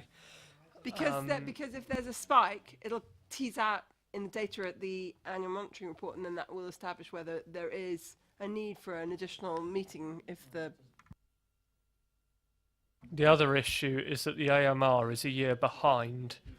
We'd be looking at the monitoring year previously, whereas what we'd be looking for is HMOs which have been registered between October and probably about this time next year, to give us 6 months to ensure that we've got all of the data and we can analyse it to look to bring it back in committee probably June 2019, June, July, I would have thought. Councillor Harvey. As I understand it, the KPI isn't there anymore in the sense of the detail. It is just generalised because we got rid of the KPI, like the others at the planning officers have said, they don't report them in the AMR in the same way they did. However, if we wanted that, of course we could have that. We could, and I think the right way to do this is to bring the item back wholesale in June, July time next year, when there's less of us. I've just been told. But I think the right thing to do is to bring the item back wholesale. Then, I mean, disregarding the issue, not disregarding the issue of KPIs. I think there are probably reasons why that was taken out purely on the KPI, as I understand it, was actually measured on number of inspections. Whereas what we're actually talking about here is having an inspection programme on a risk assessed basis of those properties that we know to be more or less stringent on their obligations as we would like them to be. Councillor Harvey. And just for the record, there might well be less of us as backbenchers, but there'll still be 9 cabinet members, won't there? That is within the gift of the leader, and the Constitution says you are allowed up to 9 cabinet members plus the leader, and that is within the gift of the leader to assess. Thank you. I think that Councillor James. I was also I don't know whether it comes back next July, but I'd like it back before that. Tom was talking about he would look again at what Shelter was saying in relation to accreditation, because obviously we looked at this in 2011, which was years ago. And I think there's so much work going on at the moment in the country, in local authorities, in relation to accreditation. We should look at this again. Yeah, best practice. And I thought that as part of this motion, that's what we were going to do. No, we didn't. As part of the report, they didn't look at accreditation. They're saying they looked at it in 2011. Our motion came forward this year, And I assumed as part of that we would look at accreditation. I think what would be helpful is if officers could take that away, have a look at that, and probably include a little statement on that and a view on that at the housing briefing that we're looking to do in May. I think that would probably give officers a little bit time to look at that. And what we want to ensure is that what we're signed up to is having the right outcomes. So that will give officers time to look into that, and they can talk to all members and brief all members on that in May. Okay. Thank you very much. Thank you, Councillor Richards. Thank you, housing colleagues and environmental health colleagues. We now come to our final item, which I believe is usually our committee work programme, which is on page 45. So, as we all know, this is the last meeting of this municipal year. So that's us done for the year's work. I think we've done a good year's work, and we considered a full range of subjects across the committee's area of responsibility. When we reconvene in June with the members which are assigned to this committee, we'll be looking at the draft transport strategy. We'll be looking at the landscape and biodiversity SPD. We'll be looking at management companies, and of course we have the AA and Abstract, who have been invited to attend the committee. And then also on the to-be timetable at the moment, we have Horizon 2050, but I know that in the meantime, between this committee and the new municipal year, officers will be working to ensure that our work programme reflects those items which are from the Cabinet, Council, and equally those that members have. If members have any suggestions for items that we should be looking at in the new municipal year, then work programme suggestion forms are available from Democratic Services. Are there any questions on the work programme? As a final note then, it is our Democratic Services Officer Steve's final EPH meeting, and I'd just like to say on behalf of the committee, thank you very much for all the work you've done supporting us, and good luck in your new role. Thank you.